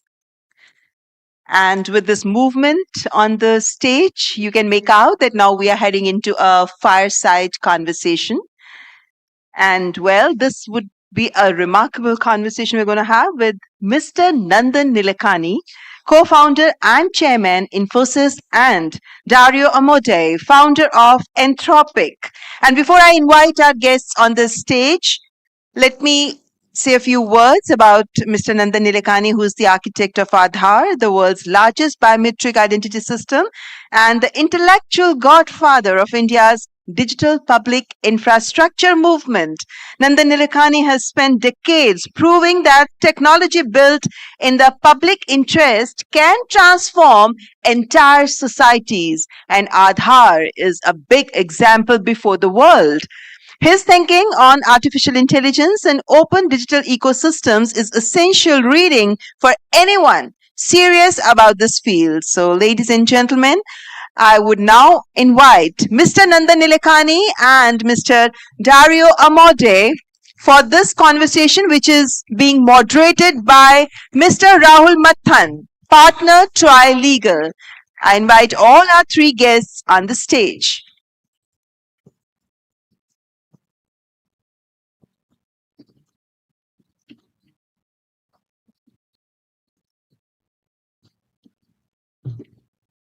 Please welcome our guests on the stage. Thank you.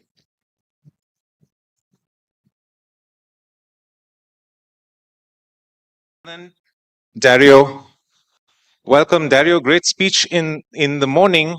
You mentioned that we are in the end of or towards the end of the exponential. This is something that you spoke about in Machines of Loving Grace, that we would have a country of geniuses in a data center.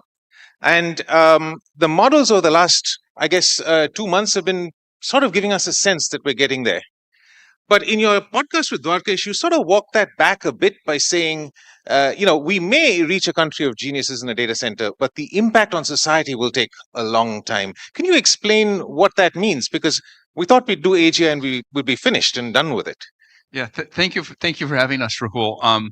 I would say there is this duality between the fundamental capabilities of the technology and the time that it takes for those capabilities to diffuse into the world, right? We're getting models that are very good at software engineering, that are increasingly good at, biomedical innovation. We're not there yet, but we're on this very fast exponential. But when I look across the world. And I look across the enterprises of the world. We have many enterprises as customers. Even if we freezed in place what the technology was capable of today, I think the economic impact could be much greater than it is, because it just takes time. There are just frictions to adopt things through enterprises, and I think even more so in the developing world. And when I visited Infosys, one of the things I talked about with Nandan was the we're both obviously very interested in making sure that this technology gets to everyone, and Nandan has devoted a big part of his life to many things in that direction, and has built out India's digital public infrastructure. And so I think this question of diffusion is very tied to the question of how do we make sure that everyone benefits. So when the foundation models came, Nandan, you said that we should do use cases. And it sounds like Dario is saying the same thing, that even if we do the foundation model, we will still need to do use cases. No, I think it's great what the foundations models are doing and the speed of evolution. But what we have learned is that diffusion of technology is a different ballgame. And how do you get technology to 1 billion people? And I think India, we have a little bit of experience with that. 1.4 billion people on Aadhaar, 500 million people on UPI, 20 billion transactions a month, the world's largest cash transfer system, the largest financial inclusion system, you name it, all that stuff. And we learned that diffusion is a technique. It's both an art and a science. It involves institutions, it involves policy making, negotiations, dealing with incumbents, dealing with newcomers, strategies for execution. So the whole, trust building, so a whole host of things. And I think if all the investments in AI are going to deliver the value to society, not to just to individuals, we'll have to look at diffusion pathways to take this to everyone. And I think India will lead on that. That's why I've always been saying that India should focus on becoming the use case capital of the world. Dario, you had a more recent essay, which you call The Adolescence of Technology, which is a little more somber. Spoke a little bit about sort of dimming the enthusiasm of the first essay. And I want you to perhaps unpack that a little bit. We all have spoken about the risks of the technology, but particularly in the global south, where we think that AI is going to be hugely beneficial for us, we perhaps will have a different calculus on the risk-reward ratio. What do you think about that, and how would your essay address that? I think that's an insightful comment, which is that I think in the global south there's an opportunity for AI to accelerate catch-up growth, to solve a bunch of problems that are in the way of catch-up growth. And so I think AI is a technology that has big risks and big benefits, but in the global south, the benefits may be even bigger than they are anywhere else. But at the same time, that doesn't mean, of course, that the risks aren't real. India is the world's largest democracy. We need to think about how democracies handle AI, and how we confront other countries that are authoritarian. That's one of the risks I talk about. Another risk I talk about is making sure that AI systems are safe and predictable, and autonomously behave in a way that's under our control. And everyone in the world has to worry about that. That affects everyone in the world. And then, I think of particular relevance to India is, the concerns I raised around economic displacement, right? Where, I think the signature of this technology is going to be that it greatly grows the economic pie for the whole world. And again, huge upside because of the opportunity for catch-up growth, growth can be very, very fast.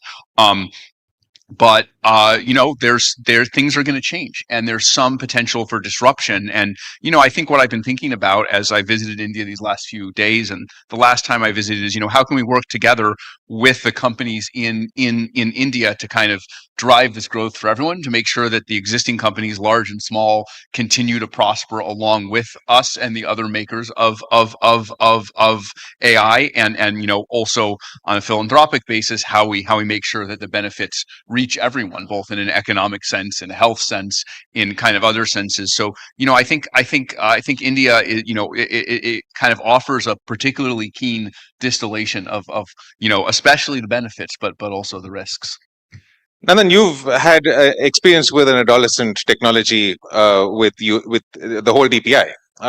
In the early days of DPI, it was challenging. There were challenges with getting the big vision, which of course now we're looking at, and in hindsight it looks like it was easy, but the early days was difficult.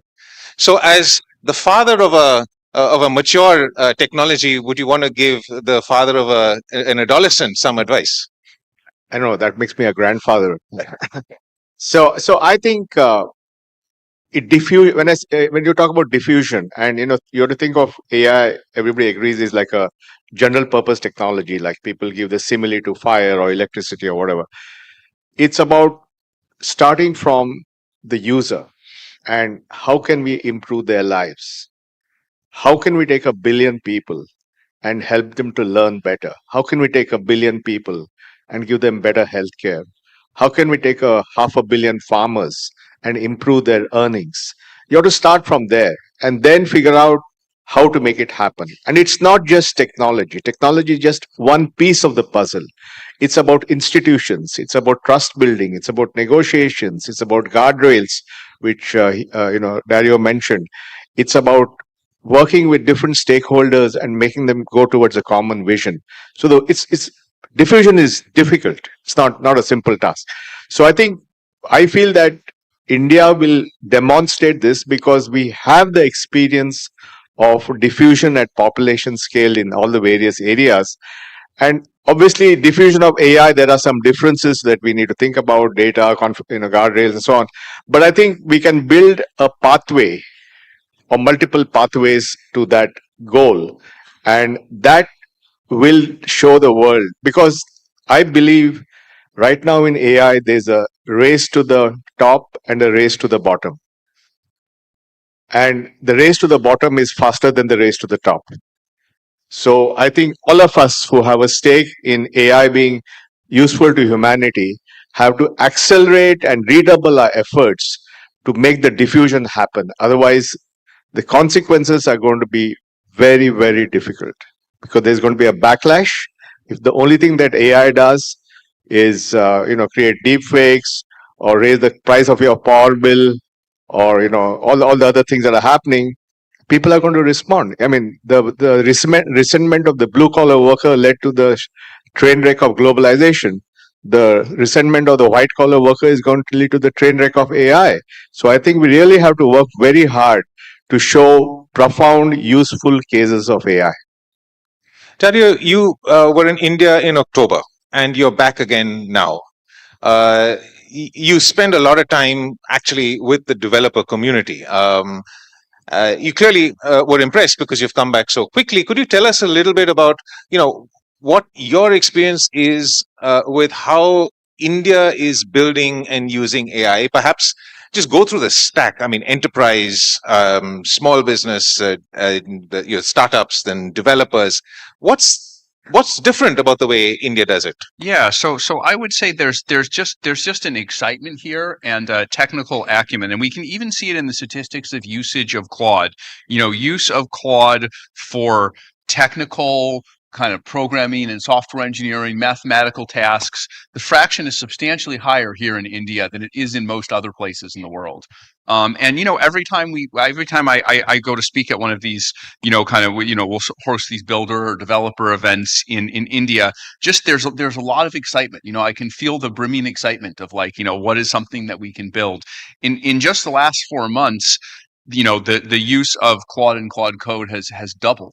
Has doubled in India, and I'm sure it's the same for the other. I don't say that to promote Claude and Claude Code. Like, it's more a statement about the kind of excitement in India on the enterprise level. I mean, the two of us just announced a partnership just yesterday. So we're really excited to work with all the large enterprises in India.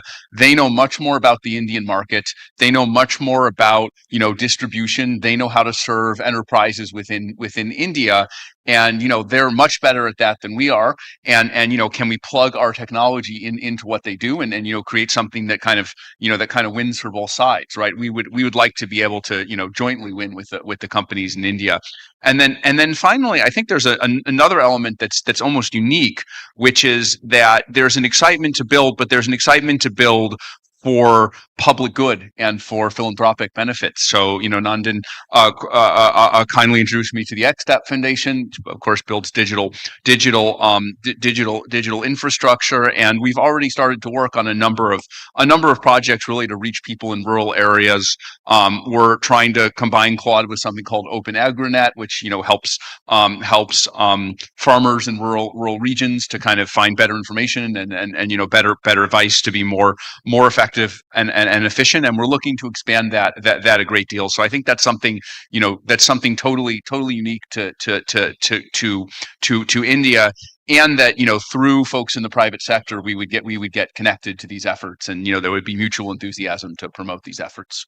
And you, of course, have an office. You've declared a managing director, but actually, more importantly, Sonnet 4.6, which dropped yesterday, very inconveniently, so I couldn't try it, apparently is doing very well on 10 Indic languages. So there seems to be a bit of a focus in your development as well on India. Can you tell me why that's important, why language, cultural context is important, and what India can play, what role it can play in that? Yeah, so language models have always been multilingual, but of course they're better at languages than that they've been trained more on. And of course, as I learned when I first came here, India has a very long tail of regional languages, and we see this as something related to access, something related to making sure we provide benefits for everyone, right? If we can only speak the most common languages, then there's a long tail we're not reaching, right? The farmers that we mentioned, many of them speak one of the less common regional languages, and so we've put in place a push, collaborating with folks in India to acquire more data for this long tail of Indic languages, and Sonnet 4.6 represents an improvement. We're not all the way there yet. We want these models to be as good, even far out in the long tail of these languages as they are at speaking English. And we're making progress towards that. We're not there yet, but we want to keep going. And then after you built DPI, I mean, I say after, like as if you stopped, you still continue to do it. But after you did the bulk of the work, you spent some time and effort actually taking it out to other countries. And I was wondering whether you've thought about that for AI. And, Sure. As it's been mentioned so many times today that this is the first AI summit in the Global South. And so I think perhaps countries of the Global South, if there's a model, as it were, for doing this, would benefit from those ideas. So as you think about it, is it costs? Is it skill? Is it data? Infrastructure? What is it that countries need to think about for this? No, sure. No, finally, it's about a lived experience. If you've done it, you can do it better next time. So what we did in the DPI part, the digital public infrastructure, is that after several years of that experience, we worked with global philanthropists, set up something called Co-Develop, and said, let's take DPI global. And today we have some version of DPI running in about 40 countries around the world. We recently had a summit in Cape Town, where we had 1,200 delegates from 109 countries. So it's become a global movement. And we feel that if AI has to really be impactful, we need something similar. So yesterday we just launched something called 100 diffusion pathways by 2030. We like to have targets. So can you explain that? Yeah, so the idea is that a diffusion pathway is basically a way to reach a particular goal, which you got from learning, from doing things, and then packaging it. And it's not just technical packaging; it's about guardrails. It's about how do you get institutions on board, how do you make data available. There's a whole host of things. But think of it as a toolbox or a playbook for doing things. And then this is a global initiative. So we're going to work around the world and create multiple diffusion pathways and then share them with each other so that we can accelerate this thing. And, Anthropic is part of that. We have Google as part of that. Gates Foundation is there. UNDP is there. The Kenyans. It's a global coalition. Because what we learned from the agriculture experience, we implemented, we worked with Maharashtra on their agri stack, which is called Mahavistar. And that took us 9 months to figure out how to make it work safely at scale. Using the same learning, it was done in Ethiopia, which took 3 months because we had the learning of Maharashtra, and then using the same learning at the PM was very keen to see it in animal husbandry. So we worked with Amul and we did that in 3 weeks. So you can see the trajectory of time, right? From 9 months to 3 months to 3 weeks. So what that shows is that if we can do this lived experience and keep improving and package that and take it to the world, we'll move the implementation of AI to the real world. And that I think is strategically important for the world of AI. So 100 by 30 is the new... Yeah, 100 diffusion pathways by 2030. And we welcome everyone to join this moment. You have many such catchphrases, but the one that really stood out to me at some time ago was India needs AI and AI needs India. We've spoken a bit about the India needs AI, but why does AI need India? Because this is where we're going to show it working. I think because of the history of India's digital journey and thanks to the leadership of Prime Minister Modi, who is the biggest champion of all the work that's going on, we have a political leadership that's committed. We have technologists. We have enough people with the right value system to make this happen. And we have done this before. And therefore, India will be where you'll see most of the deployment of AI in a tangible way, where farmers are able to make more money, where children learn better, where healthcare is better, where people talk in their own language, so you have universal access. So this is where you're going to show this. And the world needs this to be shown, and the AI companies need this to be shown because they have to show real stuff where this is working at scale for people. So I think, it's very important. Dario, if I can ask you, if you were to rewrite Machines of Loving Grace, which is a beautiful 20,000 word or something essay for India, if you were to think about, what is that utopic vision of what AI could be for India, what would it be? I mean, obviously not 20,000 words, but whatever few ideas you could have now. Yeah, I mean, I think a lot of what was there was universal, but there are some things that I would accentuate that are possible when you have such a large population for running this kind of large possibility of experiments, right? You have here a very large population for kind of studying and improving human health.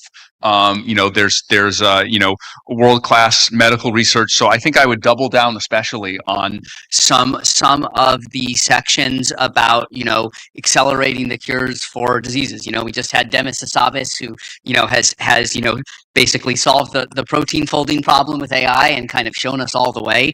And what we need are 50 improvements like that.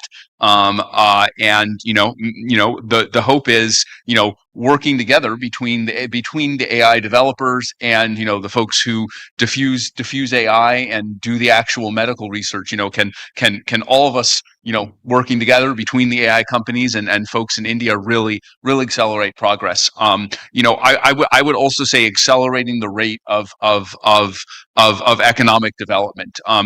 There is so much technical potential and technical adeptness in India, and it actually almost seems like a perfect case study for the idea that AI could really accelerate economic growth, because it seems like the base ingredients are kind of all there, and AI could help to tie them together. So, in the developed world, I've wondered, could AI lead us to, 10% growth rates, which sounds absurd, but, that's the thing I imagined in the positive scenario of Machines of Loving Grace. But I think here in India, there's a lot of catch-up growth to be done. There's an enormous amount of technical potential and ability, and, as I'm seeing, there's this eagerness to adopt AI. So India is one of the few places in the world where I wonder, could there be 20 or 25% growth, which is, sounds absurd, is unknown anywhere in the world. But as I think about this, it kind of stacks all the factors for a very bullish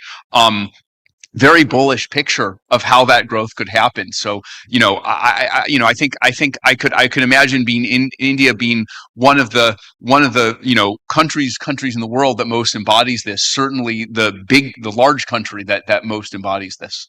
And Nandan, with all of these things, there needs to be some unlock. So if you were to advise governments of the world, governments of India, governments of the global south, what should they do to unlock this 20-25% growth that Dario dreams of? I don't know about 25 and all that. If I get 10, I'll be happy. But I think there are a number of things. Obviously, I think people before have talked about the need to create massive compute. We need to bring in the models. I think the focus has to be on inclusion. I think this AI has to carry everybody. Everybody must feel it. Everybody must benefit from it. And that's why I think the language is very important. We want people to be able to speak to the computer in their language, in their dialect, mixing English, Hindi, Tamil, whatever. That needs to be done. I think that's a big thing. And then I think making agents work for people. I think if we can make agents work for people, then it means more inclusion, because they can get complex things done because you're hiding all the sophistication behind the agent. So I think there are a lot of things we can do, which you'll see now in the coming years. We already have 3 or 4 examples in agriculture, in healthcare, in language, in education, in electricity. We have a very good example of P2P trading. So I think all these are examples of how AI will actually benefit people. And then I think, as to Dario's point, India is a country which is very positive about technology in general and AI in particular. And we need to take advantage of that and not let them down by giving them truly transformative applications using AI, which you will see in the next 2 to 3 years. Nandan, Dario, thank you so much. What a lovely conversation. Thank you. That's great.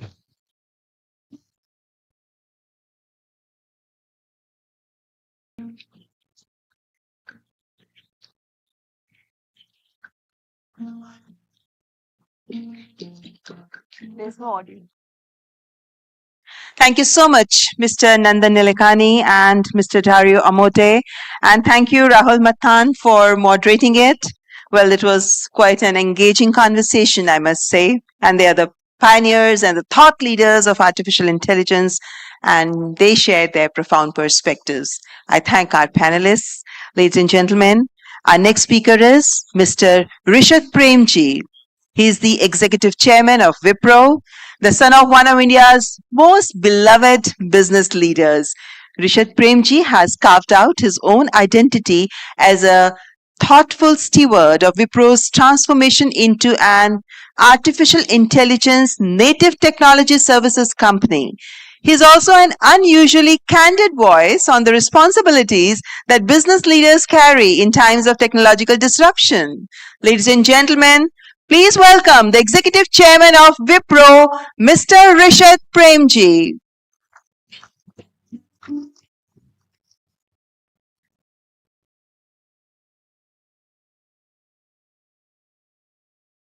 A warm welcome once again.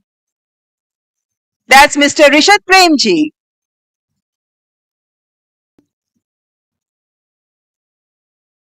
Thank you for those of you who are here for being here. Once in a generation, a technology emerges that doesn't just change what we can do, it truly changes what we must do. AI for me is certainly that technology.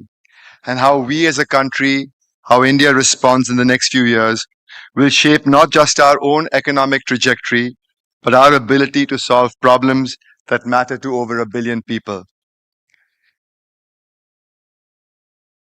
In the past several years, the conversation around AI has focused just not on the possibility. What can it do? How powerful could it become? How quickly could it evolve? But we are now at an inflection point. The conversation has fundamentally shifted from possibility to practicality, from experimentation to adoption, and from pilots to scaled impact. This shift matters, and it matters tremendously, because technology creates value only when it is applied to solve real-world problems responsibly and at scale. So what does this moment mean for India? It means India has the opportunity to become one of the world's most consequential environments for the application of AI, not just as a builder of the technology, but as a place where AI is tested against real-world complexity and made to work at scale. Our context as a country is demanding. Systems here must work across multiple languages, across urban and rural settings, and across populations with very different levels of access, need, data quality, and infrastructure. That raises the bar, but it also makes success meaningful. We already see what this looks like in practice. In education, AI can support learning outcomes in local languages and help address teachers' shortages across skill mismatches. In healthcare, it can enable earlier disease screening and strengthen rural care, especially where access is limited. And in public services, it can help build smarter, safer infrastructure and reduce leakages in welfare delivery. Which brings me to India's strengths and why I believe India is well placed today to take advantage of all of this. Let me just highlight a few that matter most and have been highlighted by many. One of the most significant is our experience with DPI. UPI today processes over 20 billion transactions every month and has transformed how individuals and businesses participate in the digital economy. It has demonstrated that technology can scale rapidly when it is accessible, reliable, and most importantly, inclusive. India also has one of the largest and fastest growing pools of AI talent in the world. We are truly the AI and talent destination of the world. Approximately 650,000 professionals in India work in AI-related roles today, and this number will double by 2027. This talent brings not only technical capability, but importantly, practical experience in applying technology in complex real-world environments. Equally importantly, many of the foundations to build out this talent are already in place. Government initiatives to train 10 million young people in AI, along with industry partnerships with universities, are expanding access to practical, job-ready training. Curricula is evolving, and people are giving opportunities as apprenticeships to get exposure to real-world applications.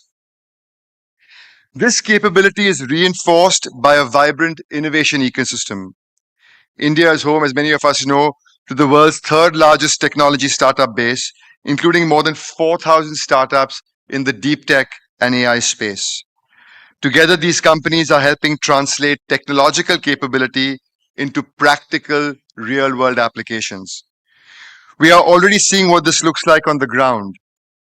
In agriculture, for example, farmers across Karnataka, Maharashtra, Telangana, AP, and Punjab are using AI systems trained on satellite imagery and local crop data.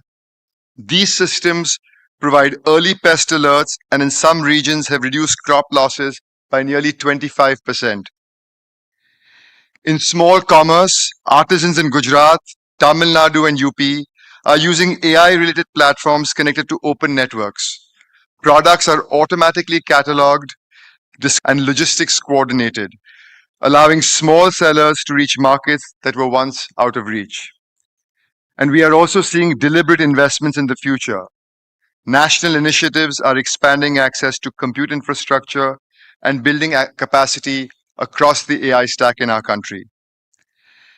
At the same time, and equally importantly, we as a country are taking a very pragmatic approach to governance, putting early guardrails in place, but balancing accountability with innovation, so AI can scale safely and with confidence. All of this lays a strong foundation for India to lead in the AI era. But there is one more factor that I believe positions us as a country uniquely: our long engagement with global enterprises. Today, the constraint, as many have said, is not access to technology. The real world begins when AI is introduced into large, real-world organizations. In those environments, technology has evolved over many years. Application landscapes are complex. Data is fragmented. Workflows are siloed. Processes vary across geography, business units, and regulatory regimes. Decision-making is rarely uniform. making, curating, and labeling data to create highly specialized context-aware models. It means orchestrating across agents in ways that are reliable and secure. And it means earning confidence of security teams, risk leaders, regulators, and critically, the people who are expected to use these systems every day. This is where a more practical pattern has emerged in enterprises. Models designed for specific processes or decisions tend to deliver the most reliable results. When AI is closely aligned to a defined workflow, it becomes more predictable, easier to govern, and more effective over time. What enterprises need today is not a model that does everything, but models that do the right thing consistently inside how work actually happens. But technology alignment alone is not enough. For these systems to deliver value in organizations themselves will have to invest in change, taking people truly along, helping them adapt to new ways of working, redesigning roles and decision-making, and building confidence in how AI is used. That includes reskilling people, reskilling teams to work effectively with AI tools so that they understand the outputs and exercise judgment where it matters most. When models are well aligned to workflows and people are supported through the transition, AI becomes just not deployable, but it becomes sustainable at scale. And that plays directly to India's strengths. We have decades of experience working inside complex enterprises, helping them modernize systems, manage risk, and take people along through this change. And that works in environments like these is not just deployable, it is resilient, responsible, and truly scalable. The same dynamics that determine success inside organizations will also shape how countries navigate this moment. As we look ahead, India's advantage in AI will not be defined only by the size of our models or the scale of our infrastructure. It will be defined by the choices we make about where we apply AI, how we diffuse it, how responsibly is it deployed, and whether we can translate capability into real impact for governments, citizens, and enterprises. India's advantage will come from developing talent at scale, not just people trained on AI, but people who can apply it with context, judgment, and an ability to adapt to change. That is why AI fluency must extend beyond engineers, to teachers, to nurses, to administrators, to supervisors, to small business owners, among everyone else. The dividing line will not be human versus machine. It will truly be between those who adapt and those who hesitate to adapt. Technology shifts inevitably create uncertainty, but for countries that act decisively, they also create opportunity. India has embraced such shifts in the past, and I believe we are really well positioned to do so again.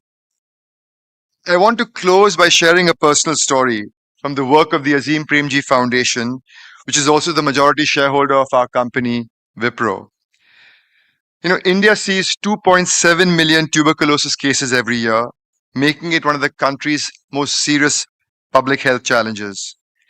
Early detection is essential, but confirming TB often requires patients to travel to distant public hospitals for sputum or molecular tests. For many, the real barrier is not medical capability, but it is access. To address this, our foundation is running a pilot in a rural community in Tamil Nadu.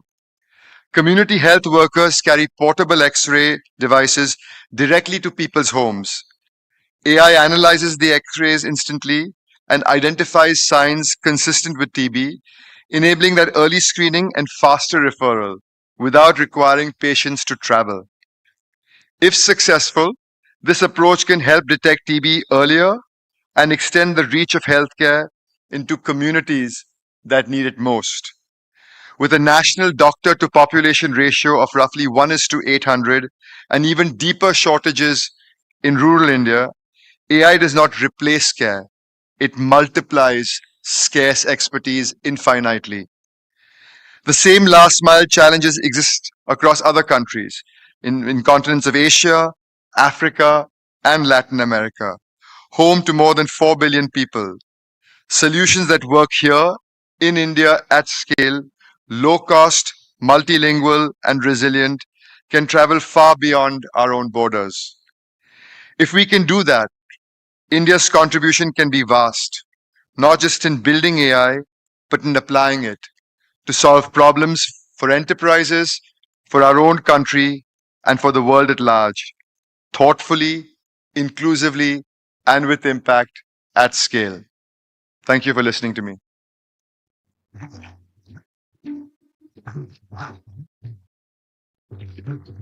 Thank you so much, Mr. Premji, for your visionary insights, which I'm sure will undoubtedly guide the path forward. And we also thank Mr. Premji for highlighting how AI is being used by Wipro for human-centric projects and for the welfare. That is what India is aiming at, to have an impact at ground level to change the lives of human beings. Ladies and gentlemen, few individuals have done more to bring artificial general intelligence from the realm of science fiction into boardrooms, into parliaments and living rooms than our next speaker, Sam Altman, CEO, OpenAI. Under his leadership, OpenAI launched ChatGPT and forced the world to reevaluate his relationship with artificial intelligence. So, ladies and gentlemen, please welcome CEO of OpenAI, Mr. Sam Altman.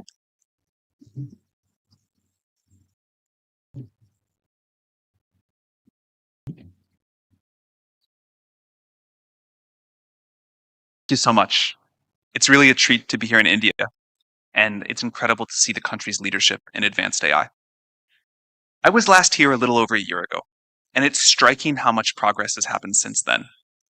We've gone from AI systems that struggled with high school level math to systems that can do research level mathematics now and derive novel results in theoretical physics.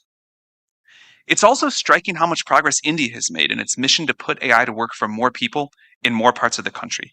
And India's leadership in sovereign AI, building on infrastructure, SLMs, and much more, has been great to watch.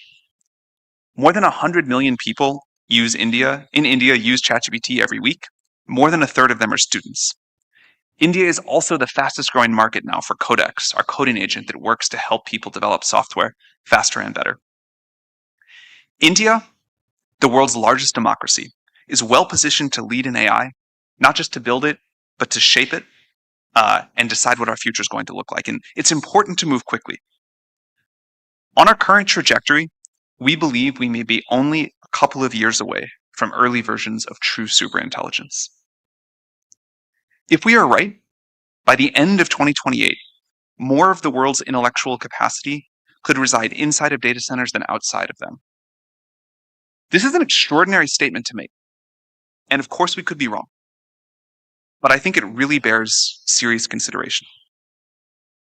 A superintelligence, at some point on its development curve, would be capable of doing a better job being the CEO of a major company than any executive, certainly me, or doing better research than our best scientists. As we prepare for this possibility, we are guided by three core beliefs. Number one, we believe that democratization of AI is the only fair and safe path forward. Democratization of AI is the best way to ensure that humanity flourishes. On the other hand, centralization of this technology in one company or country could lead to ruin. The desirable future a couple of decades from now has got to look like a world of liberty, democracy, widespread flourishing, and an increase in human agency. Some people want effective totalitarianism in exchange for a cure for cancer. I don't think we should accept that trade-off, nor do I think we need to. AI should extend individual human will. We'll probably need superintelligence to help us figure out the new governance mechanisms to ensure that this happens fairly at scale, and to avoid problems like extremely unbalanced compute access or something else. Second, we believe that AI resilience is a core safety strategy. We don't mean that this is the only safety strategy. We will continue to need to build safe systems and solve difficult technical alignment challenges. But increasingly, we need to start broadening how we think about safety to include societal resilience. No AI lab, no AI system can deliver a good future on their own. For an obvious example, there'll be extremely capable biomodels available open source that could help people create new pathogens. We need a society-wide approach about how we're going to defend against this. And third, the future of AI is not going to unfold exactly like anyone predicts. And we believe that many people need to have a stake in shaping the outcome. The development of AI has already held many surprises, and I assume there are bigger ones to come. We understand that with technology this powerful, people want answers. But it's important to be humble about what we don't know and always remember that sometimes our best guesses are wrong. Most of the important discoveries happen when technology and society meet, sometimes have some friction, and co-evolve.